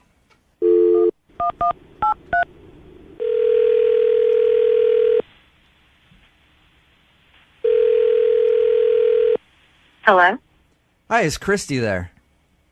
This is her. Hey, Christy, how are you? This is Jubal from Brooke and Jubal in the morning. Sorry, who? Jubal? J-U-B as in boy, A-L. From Brooke and Jubal in the morning. Okay. How are you? I'm okay. Why? Am I calling? Yeah. I like how we know each other so well I could finish your sentence, Christy. Beautiful. I'm calling you because somebody recently emailed our show about you. Somebody that you went on a date with because you kind of blew them off after your date. Okay. And they are wondering why. His name is Kurt. Yeah. Okay. So you remember going out with Kurt. Kurt told us a little bit about your date. He said that you were honest with him and told him that you weren't interested. But then you also said that you had a friend who was perfect for him and you'd get him in contact with her, and you haven't done that. So he's thinking that you lied to him and you didn't actually have a friend. It was just the easiest way to get out of the date. No, I do have a friend. Oh, good. So then why has it taken so long? Or did Kurt jump the gun and get in contact too quick with us? Well, Kurt's a very, very nice guy. Okay. Okay, let me put this in the best terms, I guess. He's very simple. He's a very simple man. Does that mean like stupid, or does that mean just like... Like he doesn't know how to use technology. What do you mean by simple? Well, okay. I went to college, graduated. I'm educated. Kurt is not. Dude, okay, so you think that Kurt is dumb? I didn't say that. You did. Okay. All right. Hey, you know what? I've been out with a lot of people. I've dated a lot of people for years that were stupid. Sometimes that happens, but you still wanted to set him up with your friend? Maybe she's dumb. Well, okay. I got in touch with my friend, Okay. I showed her a Facebook picture of him. Okay. Okay, did you like sell him? Did you say, hey, he's really nice? You didn't put the dumb part in there, right? No. I just Okay. said, I have a friend who would be perfect for you. Okay. Because she's not exactly on... Jeez. All right, so she's kind of a dummy too. So you were trying to hook them both up. Hey, you know what, Christy? I appreciate your honesty. Thank you for staying on the phone with us and telling us about your Albert date with Kurt. Einstein over here. So everyone around her is just idiots. Yeah. So you were trying to hook him up with one of your friends that you felt like was more his style, more suited for him. his league. More suited, We'll yeah, say okay. league and be nice about it. All right. Riding the same bus together. Okay. The one that's not very long. We what get did, it. What So did what she did say she when she showed her the picture? Well, she was not interested. Based on looks? She just thought he was ugly? She said he was pretty dorky, and he had weird eyes. Weird eyes, okay. And Well, probably real I close kept together. saying, you know what? He's a good guy. Give him a chance. And she just was not into it. Based on looks? Based on looks. Okay. She did not find him very attractive. All right, so you couldn't hook him up with your friend, so that's why you're not getting back to him. Well, I felt bad. And so I actually got in contact with another friend. Okay. You were like a service. Another at this dummy. point. Yeah, why are you going out of your way to try to hook him up with your friends? Everybody should have somebody. Okay. So you're just trying to be nice and see if you can find him a date since you didn't want to go out with him again. Yes, just trying to be nice. All right. So I got in touch with one of my other friends, and I showed her his Facebook, and she was not interested at all either. Wow. So every single one of your friends, I'm going to have to see a picture of Kurt later No, to see what you're talking about. So every one of your friends did not want to go out with him based on how he looks on Facebook. Well, I thought he was cute. I'm not saying he's Brad Pitt or anything, Yeah. but he's You know, he's not bad. He's decent. not everybody has the same opinion on looks. Like you could think Yeah. somebody's cute and both of your friends could think that he's not. So Different types. thank you for being honest with us. I appreciate that. Yeah. And I don't know what Kurt would say if he could hear what you just said about him. You Well, I probably, have to say.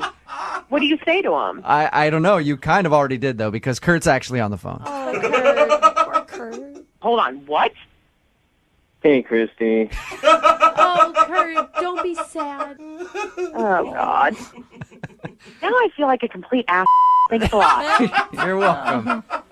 Not everybody takes good pictures, Christy. Kurt, I get that. And that's what I was trying to explain to them. And that's why I kept saying, give them a shot. Well, I really did Man. try to. I told them how nice you were. I told them that. They just Thank weren't you. interested. I'm sorry. I maybe tried to next people. time you just tell the guy, have a good night. Yeah. Yeah, maybe I not try agree. to. Yeah, I guess you don't need to keep trying to hook your friends up with people, Christy.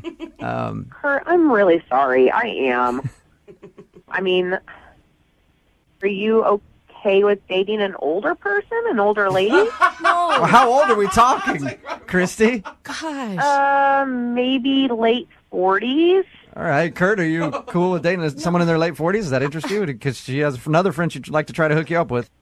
No, I'm gonna Not pass. interested. Hey, Kurt, if it's any consolation, I get called ugly all the time by our listeners. All the time. Yeah, true. That's Like true. it's nonstop. He gets So, ugly and short. Yeah, I get ugly, short, and kind of dumb sometimes too. So it's fine. You just have to learn to deal with it and move on. Have some confidence in yourself. You know that you're not an ugly dude. Christy went out with you, said that you were good looking. So there you go. There are people that think you're attractive. There are some people that don't think you're attractive. It just happen to be more people that think you're unattractive than. And then Hey, don't remind him of that Yeah. part. And Sorry then about those that. dumb comments, just, wash those away. And yeah, and you know your intelligence level. If you feel like you're a smart guy, whatever. Have some confidence in yourself. Don't let this phone call beat you down. Yeah, screw it. Whatever. I called you guys. I was taking the chance, so hell yeah, man. I'm gonna keep playing. There you go. You're See? a good man, Kurt. All right, guys. Thanks for the second date update. Yeah, man. Thank you for your email. If you ever go out on a date and same thing happens again, go ahead and shoot us an email. We'll do a second date update for you again. Yeah. I'll think about it. All right. Hey, and you know what? We've got a lot of really ugly, dumb listeners out there. And I'd love to set you up with one of them. If you're ugly and dumb, text us 78592. If you can type it in, we'll get you a date with Kurt. How about that? Type it in. Brooke and Jubal in the morning. Because you know I'm all about that bass, no trouble.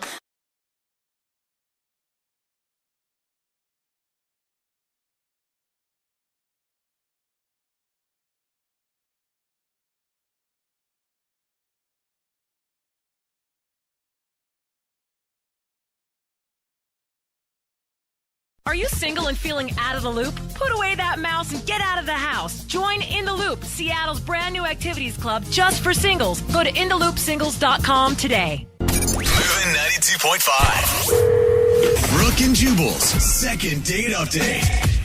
The girl that's on the phone to do a second date update today actually got stood up completely for her first date, but she feels like it might be her fault. Really? Yeah, normally when somebody gets stood up, they're angry at the other person. They're like, I just want to get them on the phone so I can yell at them. Yeah. But she feels like she might have actually screwed up and maybe understands why this guy didn't show up for her date. Amy, how are you? Hi, guys. I'm okay. First of all, did he just stand you up completely? Yeah, I mean, that's pretty much it. I waited at the bar and waited, and I never saw anyone. I didn't hear from him. That's like the worst feeling ever. How long did you wait? Well, I was there for like 30 minutes when I started to wonder if I should maybe like text or call, and then right around 45 minutes, I'm kind of patient, I guess. Yeah. And I texted him and didn't hear anything back, and then I called him. And no answer to that either? What? Yeah, so I probably waited about an hour total. Okay, and how did you meet this guy? I met him online. Okay, and how long had you been talking before you decided to meet up? We were chatting for like 2 weeks, and we had pretty lengthy conversations. And I really felt like I knew this guy and, knew a lot about him. And, I mean, I don't know if any of you have done online dating, but it's pretty clear, the guys that are just looking for one thing, and they pretty much get to the point really quick. I mean, most guys aren't going to spend 2 weeks figuring out who you are and what you like. Unless they're good at it. And then you'll have no idea that that's all they want. So you just made plans to meet at this bar, and then you're waiting there for like 45 minutes. And what's going through your mind while you're waiting for him? Well, a lot of things. I know that he lives like 25 minutes away, so that was one of the things I thought, well, maybe he's stuck in traffic. So Okay, I gave yeah. it a little while. Because if he lived right down the street and he was 45 minutes late, you'd be like, all right, he's definitely standing me up. So you thought maybe it was a traffic issue? Yeah, so I texted him initially and just was like, is everything okay? And I didn't hear anything back. And so then I thought, well, maybe he's in an accident or something. And that's the kind of the point where you like start to not necessarily hope that he's in an accident, but like maybe not like a bad accident where he's injured, but I hope maybe he got like a little bit of an accident so that he's not standing me up. Right. So your email did say though that you feel like it might be your fault that he stood you up, and why is that? You never really actually explained it. Yeah. So I told like a tiny, tiny white lie on the dating profile. Okay, what was your white lie? I'm 32, and I said that I was 25. That's a big difference there. You lied about your age. 7 years, that is a big age difference, Amy. I mean, you know how it is. Guys want younger women, and at the time it seems like the right thing to do. And did you ever come clean about this? No, I have not come clean. So that's my thought, is that maybe he Googled me. Or Facebooked me, or So you've been online dating a lot, you said. What do you do when guys show up, they think you're 25 and you're actually 32? How do you break that to them? I mean, I don't think that I look that much different than I did. I was using a picture from a few years ago, but I really don't think that I look that different. Amy, you were catfishing him. Here's the deal, is once you hit the 30 mark, you get less messages from people. People are just not as interested. And so, putting that I'm 25, I simply get more messages and more people are willing to look at me and then potentially... Amy, I know where you're coming from. Look, if I were to do online dating, all right, I never have, but if I were, my profile picture would be Mario Lopez. It's really similar. So I can understand where you're coming from. You want to make yourself seem a little more attractive. And this is the only thing that you can think of, is that maybe he found out your real age. Exactly. So are you wanting to call and apologize and see if you can make good with that? Well, I honestly just want to find out what it is, why he stood me up. All right. We'll play a song, come back, call him, and get your second date update, okay? Okay. All right, hang on. Moving 92.5. Brooke and Jubal in the mornings. Second date update. Amy is on the phone with us, and she wants to call a guy named Craig today because Craig stood her up for her date. But Amy feels like it might be her fault because they met online and Amy lied about her age by 7 years. She's 32 years old, said that she was 25. She thinks maybe that he Googled her or maybe showed up and saw her and realized that she wasn't 25 and then just decided to split. She hasn't heard anything from him after waiting for like 45 minutes. So we're going to call, try to get him on the phone and see if we can find out if that's the reason. Amy, I was thinking about it, and I don't think that he stood you up because you lied about your age. You don't? No, I don't. Because if I showed up and you said you were 25 and then I saw that you were like in your 30s, I would have definitely stayed and came and talked to you. Whoa. Because it's probably a sure thing. Because you're getting older and you're running out of time and you got to get it in while you can. You know what I mean? I know that it's probably going to happen with you. I'm with you, bro. Yeah, right? What is wrong with you guys? Nice. Okay. Well, I'm going to dial the phone number right now, see if we can get him on the phone and find out why he stood you up, okay? All right. All right, here we go.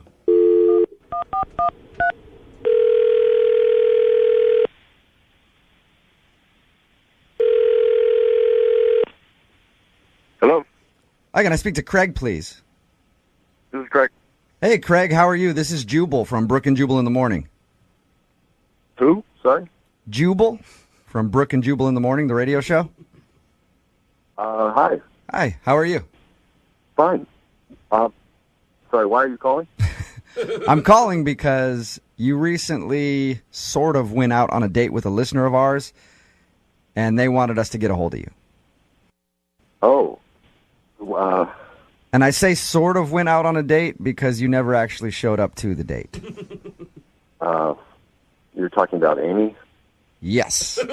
I am talking about Amy. She emailed us and told us that you guys have been talking online and made plans to meet up at a bar, and then you no-showed. I'm sorry, so she called you and wanted you to call me? Yep. Or... Yeah, because apparently you haven't answered any of her phone calls or texts or anything like that. Oh, okay, so she's upset about it? You know what? What? Well, we talked to her, and she's not really as upset as you think you would be if somebody made you wait at a bar for 45 minutes and didn't answer any text messages or phone calls from them. She just kind of wants to know why. It's really complicated, and it's not her fault. That's important for her to know. I should have texted her. Okay. Well, if it's not her fault, can you tell us what it is so that we can let her know? Because, I mean, you can imagine if you're in her shoes and you make plans to meet with somebody that you think is cool and then they don't show up, it upset you a little bit, even if you're not like outwardly upset at that person. I can imagine that. Yeah. Yeah, I could see how, yes. So could you do her that favor and let us know why you would stand her up? I mean, I had every intention of meeting her and going on a date as we planned, but I live in Puyallup and I just couldn't go through with it. What? Because you live in Puyallup. Well, I mean, kind of. It's a long story, but basically a situation that just makes it very difficult. Are you embarrassed because you live in Puyallup? I'm more confused. You say you have a situation. I'd like to find out what that means, but I'm confused why you just mentioned the cities. Basically, I live in Puyallup, and I don't go into Seattle very much, ever. Okay? I mean, the last time I was there was probably 2 years ago. What? You know, and it's not that far away by distance, but for me, going into the city tends to stress me out, and the closer I got to Seattle, you know, kind of my fears were building and kind of started to overwhelm me. Wow. Is it the traffic? It's traffic. It's people. There's a lot of tall buildings, and that's basically a lot of movement. And I honestly don't know how you guys do it. Like, you walk down just a regular street in a city, and there's so many sounds. You don't know where they're coming from. Like, there's people everywhere, cars. Traffic alone is enough to just, like, freak me out. You know, there's people changing lanes, not even signaling. So many bad drivers. How do you guys even operate? So correct me if I'm wrong, Craig. It sounds like you were scared of the city. I'm not scared of it necessarily, but it just... He's petrified I'm not of it. scared of Jubal. it. Yeah, I'm just really, really frightened of it. He just breaks out into cold sweats, that's all. I don't have nightmares about it or anything. It's not like a horror movie for me, but it's just a lot. I understand, and that's something that's hard to tell somebody before you've even had your first date. Yeah, I mean, what am I supposed to do? Text her and say, sorry, I'm scared of the big city. Just I'm a little country boy, and I can't possibly drive in with all those cars and people. Did you see that giant space needle they got up there? You know what, Craig? I meet a lot of people like you after my comedy shows when I do them, like in Puyallup and stuff like that. They talk about the city of Seattle like it's foreign, like they've never gone there. And they're just like, I can't even drive in there because the traffic scares me and I hate going there. Anytime I invite friends from Tacoma, they're always like, oh, I hate coming to Seattle. Yeah. The traffic and all I'm the sorry, parking. but he is playing such a victim role here when he's the one that stood this girl up and you never even sent her a text. Like, you could have made up any other excuse in the world. You didn't even have to tell her the truth. I'm not a liar. I didn't want to lie to her and also get into something else where, she didn't know the real truth. So I just figured it was easier to not, All right. But I do have to let you know that Amy is actually on the other line and heard everything that you just said. Hi, Craig. Oh, my God. Oh, my gosh. So I really wasn't sure why you stood me up, but I really never would have guessed that it's because you were scared of. Yeah, I mean, why would you go to that? I know, and I mean, why didn't you just tell me? You know what I mean? I waited there, and then I spent this whole time wondering, what did I do to make you stand me up? Because I really liked you, and all you had to do was, answer my text message or answer my phone call. I know. I just didn't know how to tell you. And Yeah, Craig. I mean, listen, Craig. Amy is a 32-year-old woman. Okay, she can handle the news that you have trouble going to the city. Amy's 25. Oh, did I make a mistake there? Yeah, she's 25. Yeah. I mean, actually, she's 32. Really? We're talking about this. So I guess you both have something that you kind of didn't tell each other, right? That's messed up. That is messed up. I figure now you both can come clean about everything. Are you really 32? Kinda. Kinda, sorta. Why didn't you tell me? Really, I just didn't think you were going to be attracted to me if I was 32, or you wouldn't have messaged me, or... Honestly, I thought you were a really mature 25-year-old. But I'm not. I have no problem with you being 32. It's a little weird that you lied to me, but I guess I kind of hid things from you, too. Yeah, and you made her wait at a bar for 45 minutes, Craig. True. So maybe give her a break on the age thing. Oh, my God. All right. Okay? Yeah. Craig, would you like a second date with Amy? I will pay for it. I don't know how it would work because I don't like to go to Seattle, and she probably doesn't want to come to me, and, it's kind of one or the other. I mean, at least we could meet in the middle, maybe, so I'm not always traveling, and maybe you could ride back with me sometime, and you'll be with me, and you'll be safe. You'll be safe from big, scary Seattle. You won't, oh, my God. You won't get robbed, Craig. Yeah. So what do you think? Can you guys find a way to make this crazy long-distance relationship of yours work? Long distance. Craig, have you ever been to the metropolis called Renton? Yes. Yes, you have. Okay, so you know where that is. What if we have you guys meet there? That should be fine. Okay. I can deal with that, yeah. Craig, it's a city that Craig can handle, and Amy, you know where that is. You don't mind traveling? Not at all. Not at all. Okay, perfect. Yeah. Then congratulations, you guys. You got your second date, Amy. Well, first date, I guess, because you never showed up on the first one, but whatever. Right. I'm super excited. Yeah. I promise I will be there, and if I'm not there, then I will call. Okay. I promise I will be there unless the parking lot is full. Too many people. Brooke and Jubal in the morning.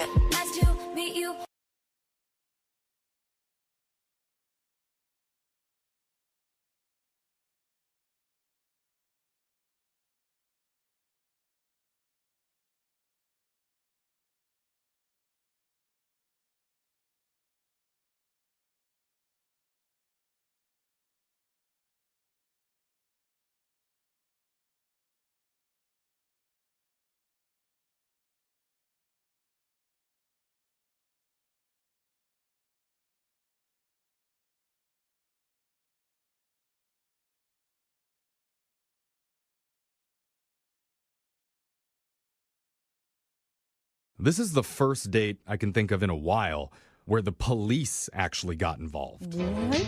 Oh, no. I know. That's not good. Well, I know personally I deal with a lot of men in uniform. I bet so you do. I'm kind of curious about this situation, if it was more of a confrontational police thing or more of a mutually agreed upon police guy with a boombox That's not- breaking into a room and That's doing a not- dance sort of situation, because that's the bad boy that I'm thinking of. I mean, it's the bad boy I want too, but it's probably not when Maybe- people say police. Maybe I'm wrong here, but let's ask Lauren, who's emailed us for help today. What's up, Lauren? Hi, guys. Did the police officer have rip-away pants? Oh, my God, no. It's too bad. It's too bad, Lauren. Give us a little clarity here. Tell us about the guy that you went out with. What's his name? His name is Cameron. Okay, and is Cameron the cop? No, he is not the cop. He was, in fact, my date who got the cops called on him. Whoa. Okay, wait, hold on. Yeah. How do you know Cameron? Where'd you meet him? I met Cameron on Bumble. Wait, I mean, it couldn't have been that bad if you're calling for a second date. Yeah. That's true. Well, so I'm just kind of worried about Cameron. I guess I just have to tell Okay, yeah. you. Tell us what happened Okay. when you and Cameron met. Yes, because this sounds juicy. I like it. We talked for a while on Bumble, and like all good things. I enjoyed the conversation, and he was a foodie like I am, but he liked weird food. So we were talking about it, and I was like, "Hey, I like weird stuff like chocolate covered potato chips. Not too weird." That's not weird. That's good food. I have never had a chocolate-covered potato chip, and I want one right now. Really I haven't either. Yeah. Really? Because salty and sweet together. Oh, yeah, it's Exactly. So what did you do? Did you go to the fair for your date? No, we didn't go to the fair, but we did the next best thing. We went to a weird restaurant who gave us salty and sweet combos, Ooh, nice. That's kind of fun. All right. I mean, it's cool, too, because you have a shared interest. You're both really into food. So there's obviously probably something to talk about when you're at the table. Always good to have some common ground. Just what you're eating? Yeah. So Yeah, I don't know. It's really interesting to people who are into food. I'm into it. I love it. I'm like, oh, can you taste the texture and this and the contrast and stuff? All right. So what was it like when you met him? Well, when I met him, he looked nice. He was better than online. He was a little bit more built. His arms were bigger. Well, isn't that a little? Go. It's a little salty, sweet surprise for you right there. I think more guys should post bad pics of themselves, so then when you show up to the date, you No, look hotter. it's already hard to find some to swipe to. Don't do that. Okay. Well, that's good. So you're off to a good start even before you even talk. Yeah. Yeah, and so we ordered, and Good. I just thought that it was really nice of him, but I wanted to get up and wash my hands. So I had to get up and leave the table. Okay, that seems pretty normal. I don't even know why that's part of the... Well, here's the reason why I'm telling you that I did that. Okay. Because when I came back, it was like a movie. What do you mean? Cameron was fist fighting the waiter. What? Wait, he was he was in a physical fight with your waiter. Throwing bows and arms and stuff like that. And just before I got to the table, Cameron decked the waiter, real life, hits him in the face. Oh my God. I told you I wanted a lemon in my water. Oh my God, what were you doing? what What, did- was going through your mind? Did you turn on Instagram Live? Yeah, world star. Jeffrey. I didn't even think to touch my phone or anything. I just was trying to get up and rush out. And Cameron at the same time is telling me that we have to leave, but the managers and the supervisor saying we're going to call the police. Yeah. Yeah. And are you telling See Cameron why. there's no we? There's no we. I'm going on my own. Right. That's exactly what I tell him. As we're rushing out of the restaurant, I'm telling him, he's like, come on, follow me. We got to go this way. But I'm not sure what he did or where he's going. This is our first date. I was just like, oh my gosh, I don't know what's happening. If it was him who started it, them who started it. I just know the police is on the way. Well, That's crazy. Well, what do you think happened? That's what I asked him when we were outside and when everything was going on. And I'm saying, Cameron, I need to know what's going on. What did you do? What's going on? And he just he didn't even answer me. Just come this way. Oh, he's trying to run? Did you follow him? No, I did not go with him. I went the other way, hopped in an Uber, and went my own way. Okay, Why so are you on the phone with us? Why do you want to call him again? yeah, I'm confused. Well, I mean, I'm partially wanting to find out what happened to him because, since I hit him up and be like, hey, are you okay? Did you get caught by the cops? I never got a response from him. Well, you never know. He could have been defending your honor. The guy could have said something about you, and he was a stand-up gentleman. There's possible. Like that's such old school way of thinking. Oh, really, Brooke? You want to fight him? Yeah. Stand up for the show's honor right now. I mean, I'm just saying, you don't need anyone to defend your honor. Am I right? No, not that way. Not when your cops are getting called. Yeah. I mean, I don't want to go to jail for that. So you have reached out to him via text or via phone call, and he's not answering you. I have. I've done both just to see, he was like I said, in jail or what. Yeah. So it's just out of general concern to be like, hey, what happened? Because, I don't know the story. I don't know what happened. I don't know why. And you're hoping, I mean, let's be honest, you're hoping it's something forgivable so you can go out again. Because he was really cute. Okay. I'm hoping that it was just a misunderstanding or something. Dude, this is cool. This is like the people's court. Yeah, well, I want to know what happened. We're gonna put you on hold, play a song, and then we're gonna call that bad boy for you, Lauren. Yeah. We're gonna call up Cameron and ask him, what did you do, you naughty boy? Okay, hold on. We're gonna do it right after this. You want a first date packed with drama?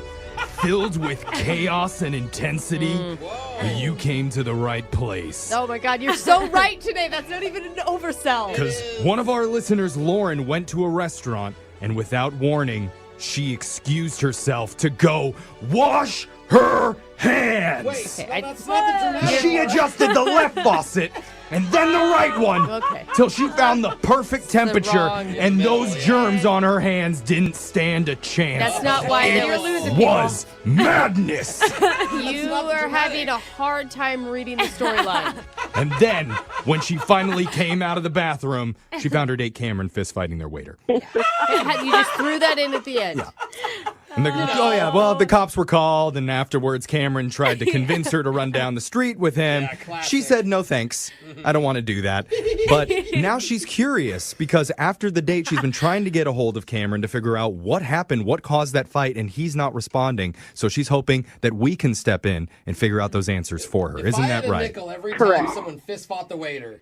Yeah. I mean, I'd be a millionaire. Honestly, I am so invested in this. It's been a long time since I've been this excited about calling someone. It's pretty good. I mean, and the thing is, there's not a lot on the line for you, right? Like, he either turns out to be a total jerk, which good riddance, or he turns out to have a great excuse and you get to go out again. Okay, but he's not a jerk. I had fun with him for at least half an hour before all of this happened. Yeah. So He went a full 30 minutes without fighting somebody. yeah. He's a pretty good guy. Without punching one waiter in the face. That's You're pretty right. cool. You're right. He hit a busser, but it wasn't the waiter. Yeah, I mean, let's give him some credit. All right, so I think we're ready to give Cameron a call. Are you ready to do this, Lauren? I am ready. Okay. Oh, good. Here we go. I'm going to dial his number right now.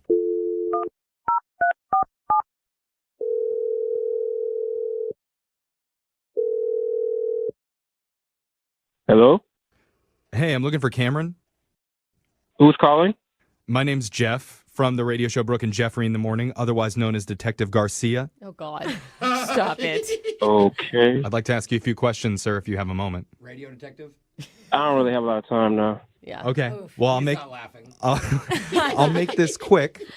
We were told that you went on a date recently with a woman named Lauren. Is that true? You're a detective? That's right. You want to know if I went on a date? What kind of detective are you? I'm a detective of love. He's I'm trying not to get a to the bottom of this case. detective. We're a radio show. You're going to get arrested for impersonating a police officer. I am a real officer of romance. You are an officer of romance. All right, Lieutenant. Look, Cameron, we're doing something called a second date, okay? Okay. It's where if one of our listeners goes out with someone and afterwards, if that person isn't calling them back, they can email us to reach out for them to help them figure out what's really going on.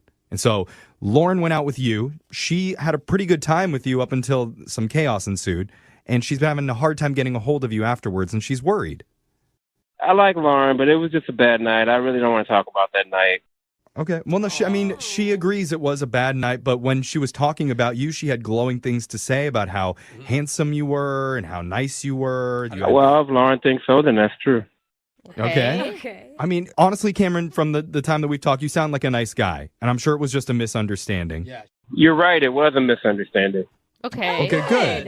And that's what we're trying to do here. We're trying to clear the air. And I think Lauren is like open to hearing what happened. I mean, she's very confused, obviously. Can you imagine being her, like coming out of the bathroom and seeing your date fighting the waiter? Well, I'm sure you can imagine it. He was there. Well, I'm just saying from her perspective. He was really involved. I mean, like, you knew what happened. She still has no clue. Can we ask? And she wants to forgive you. She wants to, see you again and move past this. but if I tell you guys, it just makes me look bad. Well, we already think you're a guy who got in a fight and ran from the cops, so... I mean, help us understand. Because I want to be on your team, especially since I heard you have huge arms. Yeah. Here's the deal. I was talking to another person at a different table. The waiter came right up in my face, directly in my face, and rudely told me that I was supposed to be on a date with someone else and that he thought it was rude that I was trying to give my business card to another person at the next table. Okay, well, is this other person that you were talking to, are they a woman? Yes, I gave her my business card. I'm a trainer. So wait, so the waiter was interfering because the waiter saw that you were on a date, Yes. thought you were trying to hit on another woman, and was trying to put a stop to it while your date was in the bathroom? Yes, and he was arguing with me. He was saying, "Oh, you're not doing business," and you're not. He was basically right in my face after I told him to move on, and he was very rude, and he was a little aggressive. Why would he care so much? Well, same thing, though. I mean, he thought he was sticking up for her. Did you know the waiter? Did the waiter know? I don't know. I didn't know that guy. So wait, I used to be a server, and I'm a very chivalrous man. But how does that lead to punching? Like, I still don't understand that. Like, you can be rude to someone He was directly in my face. I told him several times to get out of my face, and he kept coming at me, so he ended up on the floor. Sounds like you both are kind of that escalated. Yeah. Oh, jeez. Okay. Did you tell Lauren any of this? No, I didn't tell her what happened because I knew that if she saw I was trying to give my number to this hot blonde, that she would take it the wrong way. The same way the waiter blew it out of proportion. Okay, so did you just say that she was hot blonde? Why didn't you slip that one in there? She was good looking, but that's not a crime. I have a lot of clients that are good looking. So you're saying you weren't asking the other woman out or trying to give her your number. It was totally professional. No, it was professional. I have a lot of good-looking clients. You can check my website. Okay. I mean, all right. I'll hire a trainer that has good-looking clients. It means that they're training right. Yeah. You know? All right, well, You make me look like that. Cameron, I really appreciate you opening up and telling us your side of the story. I would really be interested to hear if Lauren believes you, because I didn't tell you this, but she's actually been on the other line listening, and she wants to talk to you. What? Yeah. That is a crock of What? Oh, coming in hot. What are you talking about? I cannot believe that is his excuse and that he didn't tell me. So basically he was trying to talk to another chick and somebody busted him and he punched somebody. Like, See, I knew you'd react like this. Most women wouldn't understand that this is what I do for a living. I'm a trainer. I have a professional website. I have a website. Yes, I have the most attractive clients out of all the personal trainers in the entire country.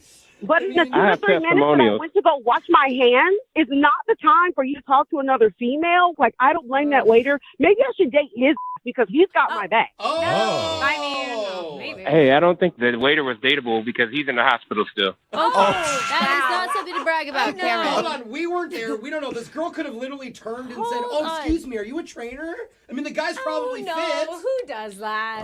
Anytime I'm you see actually arms, with you know. Jose on this one. Jeff doesn't. Yeah, those I arms, you mean- must be a personal trainer. Wow. If he was, I told him if he to remove wasn't- himself from my face, and he refused to. I will say that the timing was bad, and I don't approve of the punching mentioning part. Okay, the punch. punching part I'm not into. But the passing his business card to a potential client, No, Oh, you don't do that. why did he wait till I went to the bathroom to talk to her? it's a good point. Cameron, what do you have to say? Well, the story is as I said it. I was trying to get a potential client. Yo. Okay, so wait. Here's why I believe him. And then he got up in my face. He didn't know she was on the line. He told us this story, literally had no idea she was on the line. So he is telling the truth, in my opinion. Okay, here's the question that will find it out. Okay. All right. Have you contacted the hot blonde, and has it only been a professional relationship with her? Oh, good question. Absolutely not. I have not contacted the hotline, but she has hit me up 3 times. Hey! For what? For what? Exactly, because you was trying to Oh. Hit you up for what? She wants to get training sessions. Lauren, I think you should give him another chance. I think you should believe him. Okay, I don't think we should believe him. He punched somebody and he almost made me go to jail. I wanted to see if he was going to say sorry. So what I was expecting for him to be like at least remorseful that he hit the guy. When I walked up, you were already like gonna punch him, but you've not even said anything about that. It was about a hot blonde. Get the fuck out of here, Cameron. None of us were there, Do you want to say sorry? I'm sorry that you were offended, but I'm telling you the truth. I actually was defending myself. Okay, well, it was. It That wasn't was not even an apology. I mean, it was half of an apology. and with that said, I would love to send you two on a second date. We'll pay for it. Cameron, what do you say? I'll be happy to go out on a second date. Oh, see? Okay. He does like her. I think maybe he wants the personal trainer even. Yeah. I did not say that. I don't mix business with pleasure. Oh, okay. Oh, is that a challenge? Well, he is interested. Lauren, give him another shot. Hell no. Oh. Yeah. It's all right. You set your boundaries. No, he's He got a crossed hard them. body but a soft heart. All right, well, Lauren, I'm sorry, but Cameron, I'm going to need your number, okay, bro? All right, I want to bulk up, that's all. I got you, bro. All right, nice. I'm going to fight somebody. Moving 92.5. Brooke and Jubal's second date update. A lot of people try to find fun games to play when they're on a first date. Usually it's something boring like checkers or Chinese checkers or Italian checkers. Basically, people play checkers on first dates all the time. But the guy in today's second date update, Mike, chose to play a different game. He didn't go the checker route. Oh, wow. Curveball. Yeah, what's up, Mike? How are you? Hey, guys. How you doing? Good. I read your email. Way to be bold and not play checkers on a first date, man. Yeah, thanks. I thought that was a little too run-of-the-mill, you know? Yeah. See, exactly. Mike knows what I'm talking about. Everybody's always playing checkers on first dates, huh? I know. Why are we so obsessed with checkers right now? I don't know, bro. What did you do on your first date? Well, so we went to a bar, right? And, we got to the bar, and I wanted to do something fun, and I wanted to break the ice. And so I decided, the two of us should play this game together, you know? Okay, what game? I thought we'll look at the bar, and we'll pick out a person, and we'll guess that person's name and what they do for a living. Oh, I like that game. I play that game. I don't know that there's a name for that game, but I often play that game. Yeah, it's fun. You get to show each other, a little bit of your personality. You laugh. Yeah, and you get to judge people all at the same time. No, it's not judging super people. fun. It's just like making funny backstories about how maybe they worked at a manure plant a while back. Totally, yes. So after the game, I thought, let's go talk to them and actually see how did we do. Oh, wow. You know? Whoa. That's risky. Did you just go up to him and be like, hey, we've been watching you all night trying to guess what you do for a living, and we want to see if we're right, and then ask them a bunch of questions? So, you go up to them and you just sort of casually ask them about themselves, and you just try and drop it in. It's easy to start with the name, right? And then you naturally get to what they do for a living. And it turns out we got one guy right. So what did this guy do that you got right? Well, so he works in IT, and we looked at him. We saw his T-shirt. It was a computer graphic, and he was wearing some glasses, and he was nursing his drink in the corner. And we both thought IT, and we're talking to him, and he tells us he works in IT. And as soon as he said that, just instinct, she and I high five, and he looks at us real weird. Maybe he just thinks you're really passionate about IT jobs. Hell yeah, guys, can I get in on that high five too? Yeah, we totally would have high fived him. It was a great moment. Okay, so it sounds like you had a good time. Yes, it was so much fun. We kept going around and meeting more people, and there was this other table that we introduced ourselves to, and we hung out with them. We laughed. I was enjoying myself. She was enjoying herself. Wow. This table, they enjoyed hanging out with us. Hey! I mean, everything sounds great till this point. How'd you end everything? We both had to be up for work the next day, and we both decided, let's call it a night. And we walked outside. I gave her a hug, and it was just it was a really nice date. Nothing awkward. It was just a nice hug at the end, and I haven't heard from her since. Did you get time through all this game and hanging out with your new group of friends to actually get to know her very well? I mean, I thought so, yeah. I thought, like, we got a chance to show each other, like, how we interact. And, there were no, like, awkward silences that, like, I tend to experience on first dates. We got to sort of, like, hang out with each other and, like, see how we interact with lots of different kinds of people. I thought it was awesome. Okay, so after the date, did you make plans to hang out again? We didn't make concrete plans, but we both said, like, yes, let's hang out again. She confirmed that she had a good time, Okay. and I was, like, very clear. Like, this was awesome. I would love to see you again. You think she's not calling you back then? Like, I don't know. There was one moment, like, during the night when, like, I made one joke about one guy that, like, I just thought it was a joke that, like, didn't land right, What was the joke? So we were looking at this one guy trying to guess his name and what he does, and, like, his clothes were, like, real shabby, didn't look like he prized, like, personal hygiene. And, like, I made a comment and a joke about, like, well, he's probably poor. Oh, dude. Okay, that's not really a joke. That's just mean. Were you right? Do you know if you were right? I don't know. We steered clear of that guy. Okay. Yeah, you don't want to talk to poor people anyway, right? Yeah. How did she react when you said that? Did she seem upset? I mean, there was, like, a look, right? She seemed a little bit like, oh, she winced a little. Yeah, of course, he's poor. You're going to wince. She didn't wince because of that. She winced because she's a little uncomfortable. And yeah. But I didn't think it was more than that. I mean, like, I'm poor. I couldn't care less if she's poor, right? Like, I'm just joking. Okay, so you think maybe she's not calling you back because she didn't like that joke? I mean, that's really all I can think of. Okay, cool. Well, we'll play a song, come back, call her, and get your second date update, all right? Okay, awesome. Thank you, guys. Okay, hang on. Moving 92.5. Brooke and Jubal's second date update. If you're just joining us for today's second date update, I'm really surprised that Mike, who is on the phone to call Deanna right now for another date, isn't getting a call back because normally women love it when you make fun of poor people on dates. Oh, no. Mike, I'm surprised. Like, that's always been a go-to for me. Sometimes we just drive around the city and laugh at homeless people, and it's always gotten me so far with ladies. Sick, dude. You're terrible. That is not fair. That is not at all what I meant. It was a light joke, and it didn't land. It didn't land. All right, if you're wondering what we're talking about, Mike went out with this girl named Deanna. They went to a bar, and they spent their night playing a fun game where they would look at people and try to guess their occupation and all that, and then even go up to them later and meet them and then find out if they were right.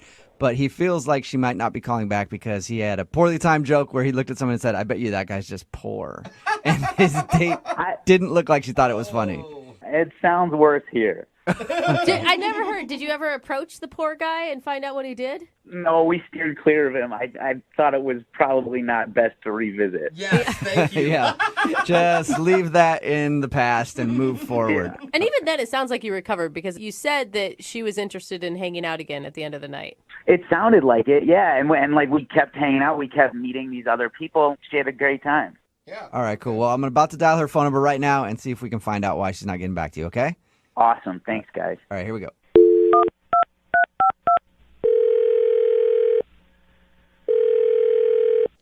Hello? Hi, can I speak to Deanna, please? This is Deanna. Hey, Deanna, how are you? This is Jubal from Brooke and Jubal in the morning. Brooke and Jubal. In the morning. Brooke and Jubal's the first name, last name in the morning. Don't listen to him. What are you calling me about? What's happening? It's Brooke and Jubal in the morning. It's a radio show. And we got an email about you from one of our listeners.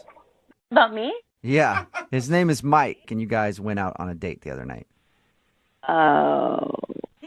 Why did he email you guys? That was a tone change. Because we do a segment on our show called The Second Date Update. So Mike had a really great time. He says he thought you had a good time too, but now you're not calling him back. So, well, that's interesting. That's interesting. You don't think that he had a good time? You could say that, yeah. His description of the date is like picture perfect almost. Like you guys were laughing, you're high-fiving, you gave hugs. Oh, that's true. I thought we had a really good time. I had fun, but apparently he didn't have, good enough time. Why do you say that? I mean, how much do you guys know? Well, we know that you guys went to a bar and then played a game where you would guess people's occupations and stuff. Uh-huh. Then went and talked to people and found out if you were right. Yeah. That's pretty much all he told us. Was it the poor joke? He told us about the poor joke, how he tried to make fun of somebody and it didn't really work very well. No, the whole thing was us judging people. That was fine. Okay, so you're into that. All right. Yeah, I mean, I was even joking about somebody saying that they were probably a professional, like, hamburger eater or something. Like we were just joking. It was all in good fun. It was fine. Okay, so if that didn't bother you, then why don't you think he had a good time? Okay, so did he tell you, like, we made some friends? He told us that you guys talked to a lot of people, yeah. Yeah, there was this one group in particular that, like, we kind of ended the evening with. We were sitting at the table and, like, you know, having drinks and having laughs, and, like, we got along really well. Okay, all that sounds good. Like, you haven't told me anything that sounds bad yet. So the point is, I had to work in the morning, he had to work in the morning, so it was time to go. You know, we give each other a hug. We say, you know, had a great time, like to see each other again. And at this point, you think that you guys are going to go out again? I thought so, yeah. So we say goodbye. And I get home, and one of the girls from the table sent me a friend request on Facebook. So, you know, I accepted her friend request. And, like, I had not been home that long. And she sent me a message on Facebook saying that she's like, I don't know if you know, but this guy that you were in with is back at the bar. Oh. And he was, like, she told me, she's there, like, in real time, like, telling me, like, what's going on with this guy, that he's, like, at the bar, like, flirting with other girls. When he told me he was going to go home. So he didn't go home. Yeah, but in the same vein, you guys, I mean, it's one date. It's not like you're in a relationship. He has no reason to be... But I'm just saying, it's kind of weird for him to say goodbye to me and go back into the bar where we just had a date, and he's hitting on other girls. Yeah, I mean, I guess I could see that. I'm still on the fence. Is that weird? I would say that's weird. Like, he said he was going home. He lied. Obviously, he's not that into me, and I'm just not into that. Okay, well, he said that he was into you. Well, it seems otherwise. Okay, well, maybe you want to ask him because he's actually on the other line listening to this conversation and wants to talk to you. Are you serious? Yep. Mike, are you there, or have you called another radio show already? No, come on, guys. Yeah, I'm here. Hi, Deanna. Hi, Mike. Look, there's a completely reasonable explanation to all of this. Okay. I came with a jacket, and when we walked out of the bar, I left it in there. So I went back in to get my jacket. Okay. So you're saying you forgot your jacket and then you accidentally started flirting with other women? No. I'm saying that I don't get to, like, have a lot of nights where I get to, like, socialize. I don't go out a lot. And so when I went back in to get the jacket, I went back to the table that we had been hanging out with, and I just, like, stayed and I hung out with them, and I had a good time. I wasn't hitting on other girls. Oh. Really? So why would this girl tell me that you were? I have absolutely no idea. I wasn't even talking to her. I was talking to, like, the other guys at the table more than her. She has no reason to send you that. Like, that's way out of line. So you're just telling me that she just made it up? That she just decided to tell me, just make up that you were flirting with other women? Why? What would she do that for? Why would she tell me that? Look, yes, were there other women at the bar that I spoke to? Yeah. Was I hitting on them? No, like, not at all. I hear you. It just seems different than what I heard, and it just felt really, really crappy, you know? Like, I had a good time with you. Okay, if you're asking me if I am banging anyone that we met... Wait, that's the word that you jumped to? Mike! I think she said flirting. Yeah. Jesus. You went from 0 to 100. Well, I just thought, like, let's put all our cards on the table, you know? Yeah, put it out there, wow, Mike. You did. You put them all out there. Yes, dude. Yeah, Mike, I didn't say you were banging other people. I mean, I just got to, like, I feel like I'm being accused here. Yeah, but she said flirting, Mike. Yeah, well. Yeah. Well, call a spade a spade. Like, I know, I don't know. I had a good time. This is such an intense conversation after a first date. Yeah. Like, Mike sounds like a sketch ball, and I don't know about a sketch ball. Like, that's a little bit harsh. No, I agree, but, you know, like, both of you sound a little crazy on the phone right now to me. It's not my fault. I was brought into this on the radio. Yeah. I was happy to just leave it alone, you know? That's true. I'll give you that. Look, Deanna, I like you. I had a good time, and I obviously wouldn't be calling this radio station to get in touch with you if I was banging somebody else in that bar. Mike, stop it. We get it. We get it, Mike. Deanna, would you like to go on a second date with Mike? We will pay for it. Assure you he's not banging anybody else at that bar. Please, Deanna, please go out with me again. Like, I swear on my life, on my brother's life, on my mother's life, on my grandmother's life, that I was only going back into that bar to get my jacket. Wow. You hear that, Deanna? People will die if Mike's lying. So would you go out with him one more time? I mean, I don't want to hurt his mom. Okay. Yes. All right. So that's a yes. So you'll go on a second date with Mike? Sure. Yes. Okay. Sure, yes. Oh, Deanna, that's amazing. Okay. Thank you. I promise you will not regret it. We'll have a great, great time. Okay. But keep the banging talk to a minimum. Awesome. Brooke and Jubal in the morning. Got a text in at 78592 says that guy is totally lying. He definitely went back to that bar to hit on other women. Yes, he was. If you missed today's second date update, that was taped while Brooke was still here. Jackie is filling in while she's out on maternity leave.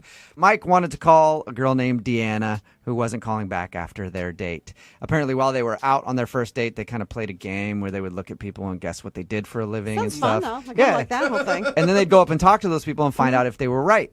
Well, after they left each other for the evening, apparently they made friends with some people, and one of the girls texted her and was like, hey, that guy's back here again, and he's totally hitting on everybody. So she didn't want to call him back because he figured that he was just a player, and he went back to the same bar they were just hanging out at to hit on people. And he swore that he forgot his coat there, and he just ended up like hanging out, and he doesn't know a lot of people and have a lot of friends, so he was just having a good time. Oh, yeah. And she bought it and agreed to go out with him again. Okay. So. She had someone that was almost a stranger, another female that went out of her way to say, girl, he's a dog. Yeah. And Try to look out. I mean, and normally girls, that's the kind of girl you want to be friends with. But you know, Jackie, girls are haters like that. Like if I went back to a bar and I was just like randomly having conversations with like 5 other women that night, somebody's going to be like, he's hitting on girls. That's just how it works. When all I was doing was just trying to hang out with my friends, my new friends that I met because I forgot my jacket. Yeah, no. Totally innocent. No. Anyway, they agreed I'm not buying it. to go out again. If you want to do a second date update, all you have to do is email the show and we will call the person who didn't call you back. It is Friday, so Young Jeffrey's Song of the Week, just a few minutes away at 8:10.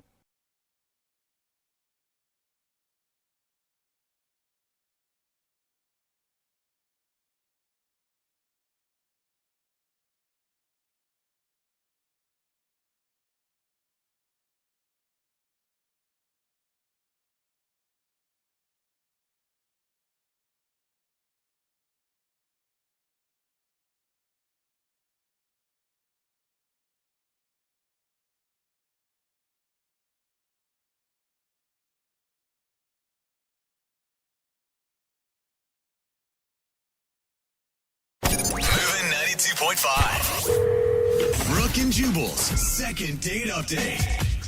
The woman on the phone for a second date update today met the dude that she wants to call in a very unconventional place. She met him at jury duty. Shut up. Right. That's crazy. She was on jury, he was on trial. No, way. That is she not. would toss him a wink and a smile every once in a while, and then, oh, looks like it's a hung jury. They needed 12 to convict, but only 11 went along with it. Get it? A hung jury. Yeah. Want to maybe go out for some drinks later? What do you think? Okay. That's actually, I don't think how it happened at all, but in her email, it said that they met during jury duty, so let's ask her about it. Yeah. Hey, Melissa, how are you? I'm good. How are you guys? Good. So was the guy a criminal, and that's how you guys went out on your date? No.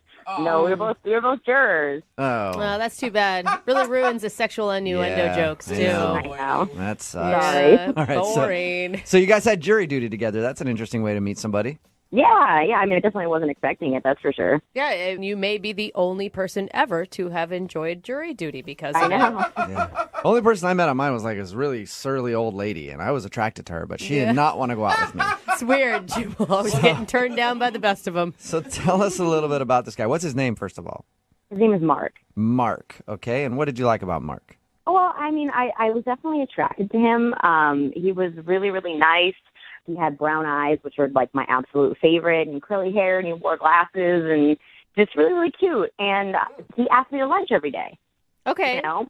Were they actual like dates, or was it just that you were the cool one on the jury that he wanted to hang out with? I mean, I don't know. They felt like dates because, I mean, like there were more women on the jury. It wasn't like I was the only one, you know. So he definitely specifically asked me. Right. So we went out every day. We talked a lot, and we kind of discussed the trial, but we also talked about our personal lives and felt like I got to know him and he got to know me. Oh my God. I would have shown up for the first day with like no makeup and some sweatpants on. And then by the third day of jury duty, it'd be, why, look at these tight little pants and my makeup and my hair is all done. Yeah, I was definitely looking a little better by the end of the trial, that's for sure. Yeah. Wow, you look so different from the first day I met you. Just a little bit. He's not calling you back, though. I mean, did you guys go on a date after your jury stuff? Not after, but we had talked about during one of our lunches that we would like to get together after the trial. So we definitely have plans to get together, and we exchanged numbers and everything.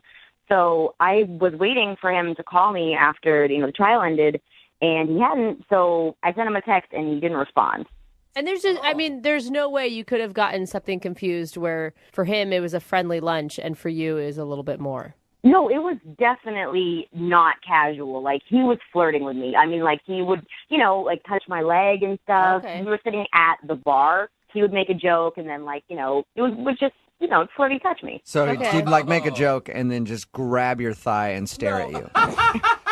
Yeah, exactly. That's exactly what happened. Yeah. Super sexy. Yeah. And it's been how long since you sent him a text message?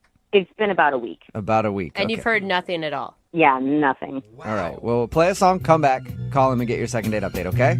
All right. Thanks, guys. Okay, hold on. Moving 92.5. Brooke and Jubal in the mornings. Second date update. In the criminal justice system, the people are represented by two separate yet equally important groups. The police, who investigate crime, and the jurors, who go on their lunch break and try to bone. Yeah. These are their stories. Welcome to another edition of Law and Order Second Date Update Unit, starring Melissa and Mark. If you missed the first part, Melissa is on the phone. She wants to call Mark today. They actually had jury duty together, went to lunch every single day, very, very flirty, even made plans to go out after the case was over. But since then, she has not received a call from him. She's tried texting him to get together and nothing. It's been over a week now, and she wants to get him on the phone and find out why he's not calling her back. Melissa, are you ready? I'm ready. And you didn't notice anything on any of your lunch dates with him that maybe, I don't know, changed the atmosphere between you two? No, I don't think so. I mean, the only thing, like, I mean, I said that I liked unicorns and rainbows, but I don't think that would have, I don't know. I don't think that would have been like. But you don't think a deal unicorns? breaker. You don't think unicorns are real or anything, right? No. Okay. You could see how that might happen. Yeah. Yeah. We've had things like that go down in the past on a second date update, so I wouldn't put it past you. Just be like, no, we argued for hours about the fact that unicorns do exist out in the wild. All right, I'm going to dial his phone number right now and see if we can find out what the problem is, okay? All right, thanks, guys. Here we go.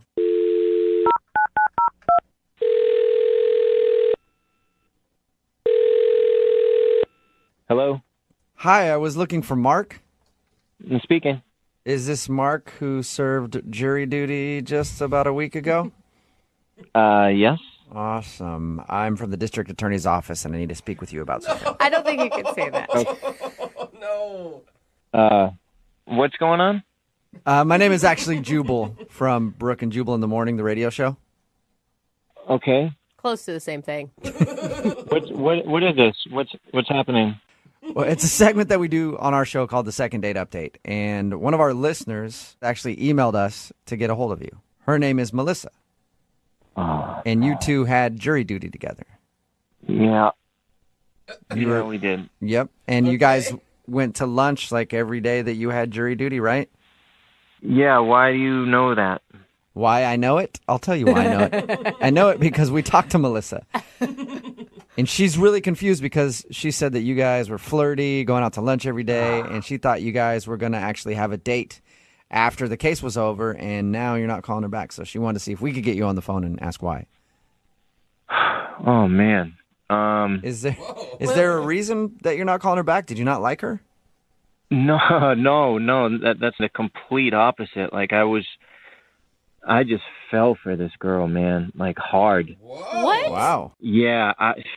It was one. Wow. Wait. If you liked her that much, then why would you not return her text message or her phone call? Because I don't trust myself around her, to be honest with you. Oh, that's such a line of BS. What does that mean? Are you married or something?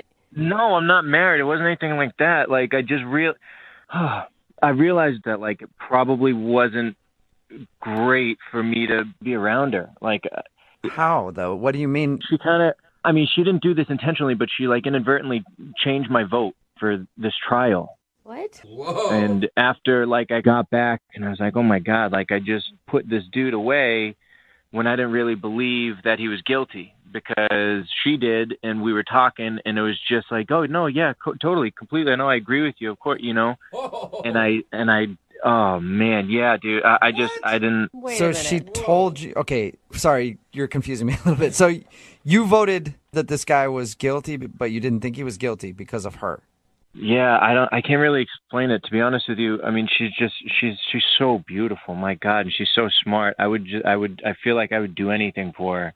Whoa. And that terrifies me. Usually that's a good thing. Where people are like, man, you're amazing. I would do anything for you, but you feel like... Listen, if she can convince me to convict an innocent dude, what else could she convince me of, you know? Oh, I'm sure that guy would be totally understanding. Like, hey, listen, I had the hots for this girl. Don't worry. Sorry about that whole locked up thing. And I didn't call her. Yeah, sorry, buddy. It was love. Happy 5 to 10. I feel so incredibly guilty about the whole thing. I mean, this girl is amazing. If you talk to her, just please tell her there's nothing that she did. There's not like okay, well, I don't even have to tell her that. You can.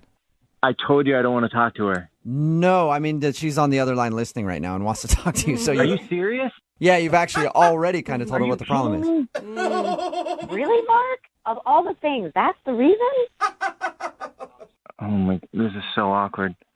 I didn't force you to vote one way or the other. You just asked me my opinion, and I gave it to you. I don't understand how that can make you feel like you don't want to see me again. I know you didn't try and do anything. I know, but based on what you were saying, you convinced me to change my vote, and I changed my vote, and it's like this guy is behind bars now, and if I saw your face again, it would just make me think back to that moment, and I would feel like I put an innocent man behind bars because of you, and I just couldn't deal with that. Wow. What? It's not even like a big case. I mean, it's not, he'll be in jail for a month.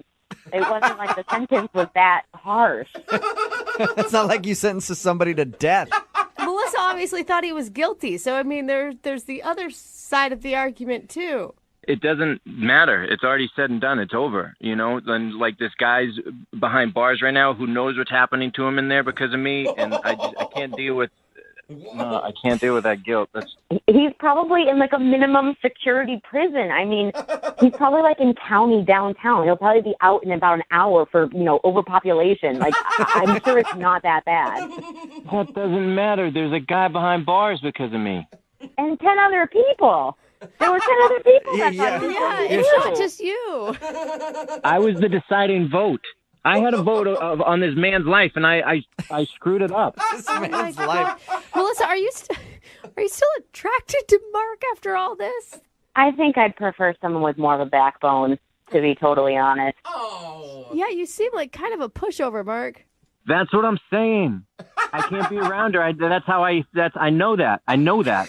Okay. So you don't want to be around her because you have no backbone and you would never be able to stand up for yourself.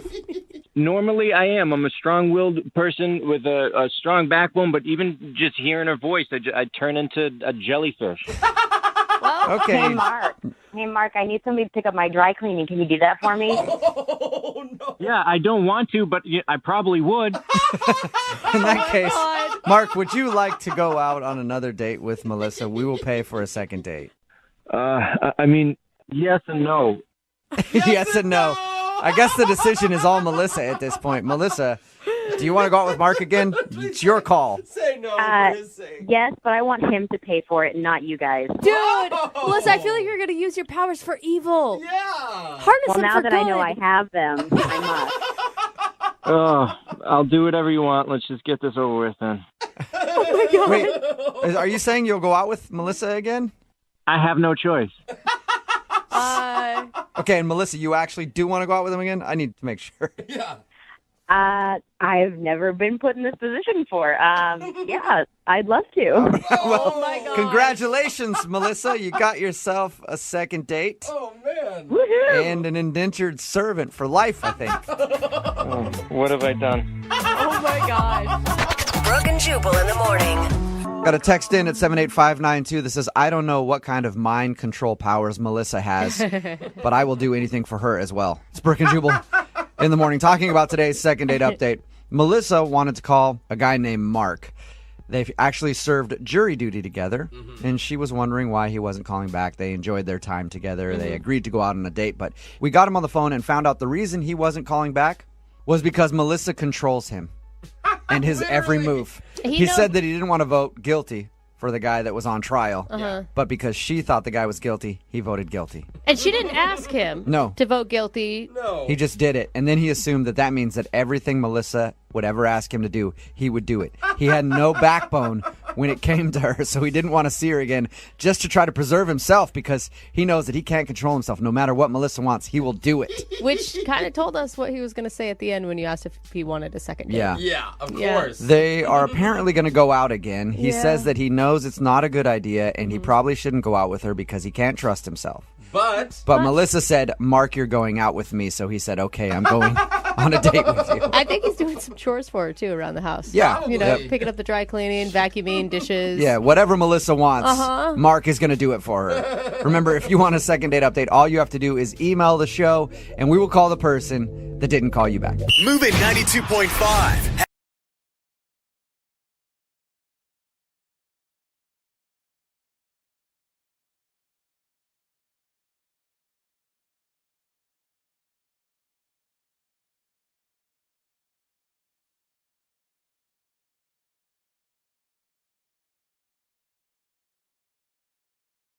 And welcome back to Dating Tips with Justin from today's second date.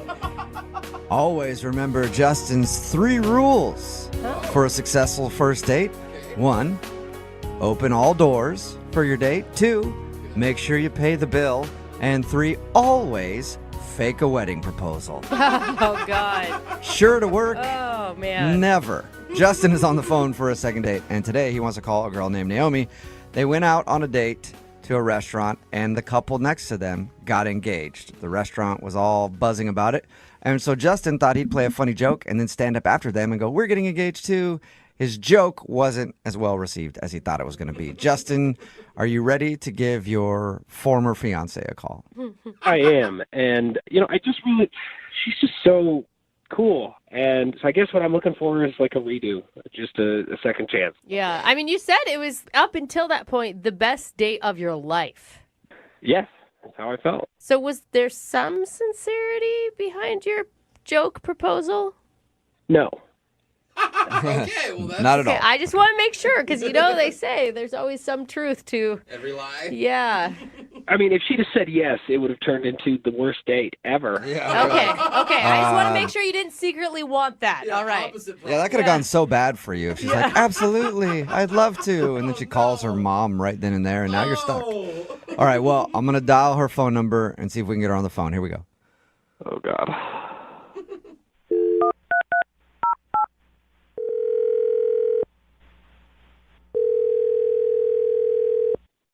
Hello? Hi, is this Naomi? Yeah, this is her. Hey, Naomi, how are you? This is Jubal from the radio show Brooke and Jubal in the morning. What? This is Jubal from Brooke and Jubal in the morning. What's going on? Not much, just hanging out. What's going on with you? How you doing? What you up to today, girl? No, I mean, why are you guys calling me? Yeah. Oh. Yeah, we know. Okay, I missed the point. Sorry. We got an email about you from one of our listeners. It's a dude who wants to do a second date. You have any idea who might have emailed us? I mean, I went on a date recently, but I don't know why he'd email a radio station. What was his name? Justin. That's it. Hey. Justin emailed us because He said he really enjoyed going out with you, but now you're not getting back to him. Yeah. Okay, so that's true. So I guess there's a reason. It wasn't Yeah. just like, oh, I let him know that I ran out of time. No, there's definitely a reason there. Is it because he proposed to you on your first date? I mean, I'm just taking a wild guess. Okay, awkward. Yeah, right? Did you think that was funny? Because he said he meant it as a joke and you were laughing. I mean, at first, but then the whole restaurant kind of started looking at us, and it was not comfortable. Yeah. So you think it was just, I mean, was that the moment that ruined the vibe? Before that, I honestly, I was having a good time with him, and he seemed like a funny kind of guy. Okay, so the wedding proposal thing didn't completely kill it for you. Well, it's kind of complicated. Can you mind explaining so we can tell him? Well, later that night, I went home and I had this vivid dream. And Was I wearing pants? She doesn't even know who you are, Jubal. Not about you. Oh, Yeah. my bad. Okay. Wait. I'm assuming again, sorry. Get back to No, your dream. What was your dream about? So Justin and I were actually getting married in my dream. And like, it was really, really vivid. And we went through the whole ceremony. Yeah, and I mean, then- I could see how you would have a dream about that, like the night after it happened. Of course, it's going to be top of mind. Yeah. But then afterwards, it went straight to us in court getting divorced. So you got That's it. married and divorced all in your dream. Weird dream. Yeah. Quick dream. So, I mean, when I woke up, it was really unsettling, and I felt kind of weird, and I didn't know how I really felt about it. But the more I thought about that, that's definitely a sign from the universe. Like, I should not go out with him again, right? Wait, So- hold on. Whoa. You dreamt that you got married and divorced, and you think that that's why you shouldn't go out with him again? Oh, definitely. Wait, sorry, I'm going to hop in here. Wait, what? Yeah, Naomi, that's Justin. He's actually been on the other line listening and wants to talk to you. Oh, my God. Wait, are you joking? No, okay, look, I understand that this is a little extreme, maybe a little overkill to call, and Oh, my God. and I just need to go back to what you were saying. You had a dream that we got married and divorced, and so now you don't want to go on a date with me again? I mean, Justin, first off, this is crazy that you contacted me through a radio station. So I think this is almost maybe another sign that we shouldn't pursue this. But Well, then that might I be mean, the first sign. You're saying that the reason that you thought we shouldn't be together is because of a dream that you had. Like, I don't have a dream that I get fired and then not go to work the next day. well, Justin, I believe in signs. I believe that our dreams do tell us the truth about things. They reveal, what is our path or not our path in many ways. And I definitely think that this is not the right path to take. It would end in divorce. Naomi, I'm sorry to interject here real quick, but I just don't think, I've had dreams that my husband's cheated on me. And I mean, as far as I know, Those are he true hasn't. ones, but yeah, that's beside the point.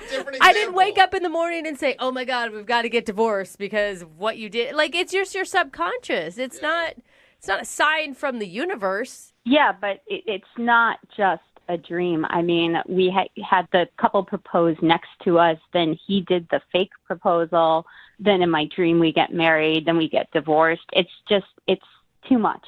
I think it's just a sign of an active imagination, and there's nothing wrong with that, but come on, Naomi. Things don't look good for us in the future. So you're convinced, Naomi, that you shouldn't date Justin because of this dream? Yeah, I mean, we got married and we got divorced. That's as clear a sign as any in the universe that we should not be together. I don't even know how you battle that, Justin. Naomi, I'm sorry, but this sort of sounds crazy to me because it was a dream. It was one dream. You can't make all your decisions in life based on a dream. I mean, obviously you would dream about that. That we had the proposal thing happen that night, and so you would be dream. I mean, I think we even talked about divorce at dinner that night. Justin, I don't think you get it. Like, I know plenty of people, for instance, my grandma, she had a dream where she got sick and she was sneezing, and then she got pneumonia. Whoa. Was it like the next day or like a year later? No, it was like within a week. Whoa. Well, that probably means her body was already ill. Yeah. I don't know. Exactly. Okay, so Naomi, you're starting to sell me on this whole dream thing. no, you guys. I dreamt I was a wizard in a Harry Potter book once, but I wasn't. Are you sure about that? Yeah. Maybe somebody cast a spell on you. Now you don't even know you can do wizardry. Justin Dole. Yeah, no, maybe it'll happen in the future. Justin, you sound a little kind of angry at this point. Well, I am angry because this is ridiculous. The bottom line is, Naomi, I like you. I had a lot of fun with you. I think we would continue to have fun together, and that bizarre freak incident is not going to happen every time we go out. All right, with that being said, Naomi, would you like to go out with Justin on a second date? We will pay for it. Ooh. Yeah. You didn't dream that, did you? Yeah. And Naomi, think about it. I feel like you have to give him another chance, just one more time. And if you have a similar dream, then call it quits. You guys, I've got a bad feeling about it. I just don't want to tempt the universe with stuff like this because we'll end up regretting it. And I don't want that. Justin, you're a nice guy, and I wish you the best of luck. Oh, wow. Man. I really think you're making a mistake. I cannot fathom that this is actually happening. But if this is what you really want... Justin, it's not what I want. It's what the universe is telling us is right. No, it's what you dreamed. Come on. Well, and dreams are signs, Justin. Either way, Justin, it doesn't sound like you're getting a second date. I'm sorry, man. Well, thank you guys for trying. Yeah, no problem. Naomi, thank you for your time. Appreciate it. Before you go, could you do me one favor? What is it? Can you dream about me winning $1 million? Me too. Yeah, all of us? That'd be dope. A listener named Justin is on the phone for a second date today, and his email said that the worst possible thing happened on his first date. Uh-oh. So I'm assuming maybe he ordered a hot tea, and they brought him an iced tea. What? That's... You know how that goes. It gets so awkward after that, and then you get up and excuse yourself and go to the restroom to try to collect yourself, and on the way to the restroom, you end up going to the parking lot and grabbing your car and driving it through the front of the establishment. Whoa. It happens every time, and that is incredibly awkward, so I'm sorry that happened for you, Justin. No, it's actually worse. Yeah, Worse than getting an iced tea when you ordered a hot tea? Wow. If you can believe it. What could possibly be worse than that? I guess we'll get to that in a second. No way. Wow. First, tell us about the girl you want to call today. What's her name? Her name is Naomi. Naomi. And Where'd you meet her? a dating app. Okay. And she seems really pretty and this cute nose. Cute nose? Really like a tiny nose. Like smaller than the normal small nose? Like, I'm picturing somebody with barely a nose. Like just two nostrils on your face? Like a button. Oh, it's just adorable. You sound like you're really into the nose, man. Is that a normal thing that you look for in a lady? Yes, it is. Really? Okay. A nose lover. You're a nose guy. Okay. Well, I'm a face guy, and the nose is sort of like the focal point of the face. It ties the whole thing together. Yeah. Okay. All right. Okay, so you liked her nose, and you guys hit it off, and where'd you go on your date? Well, we went to a nice restaurant, probably nicer than needed for a first date. Okay. Okay, so you went to a real expensive, classy restaurant with a woman who has a button for a nose. Okay. And what was it like when you guys saw each other the first time? It couldn't have gone any better. And I was having the best time with her. It was the best date of my life. Whoa.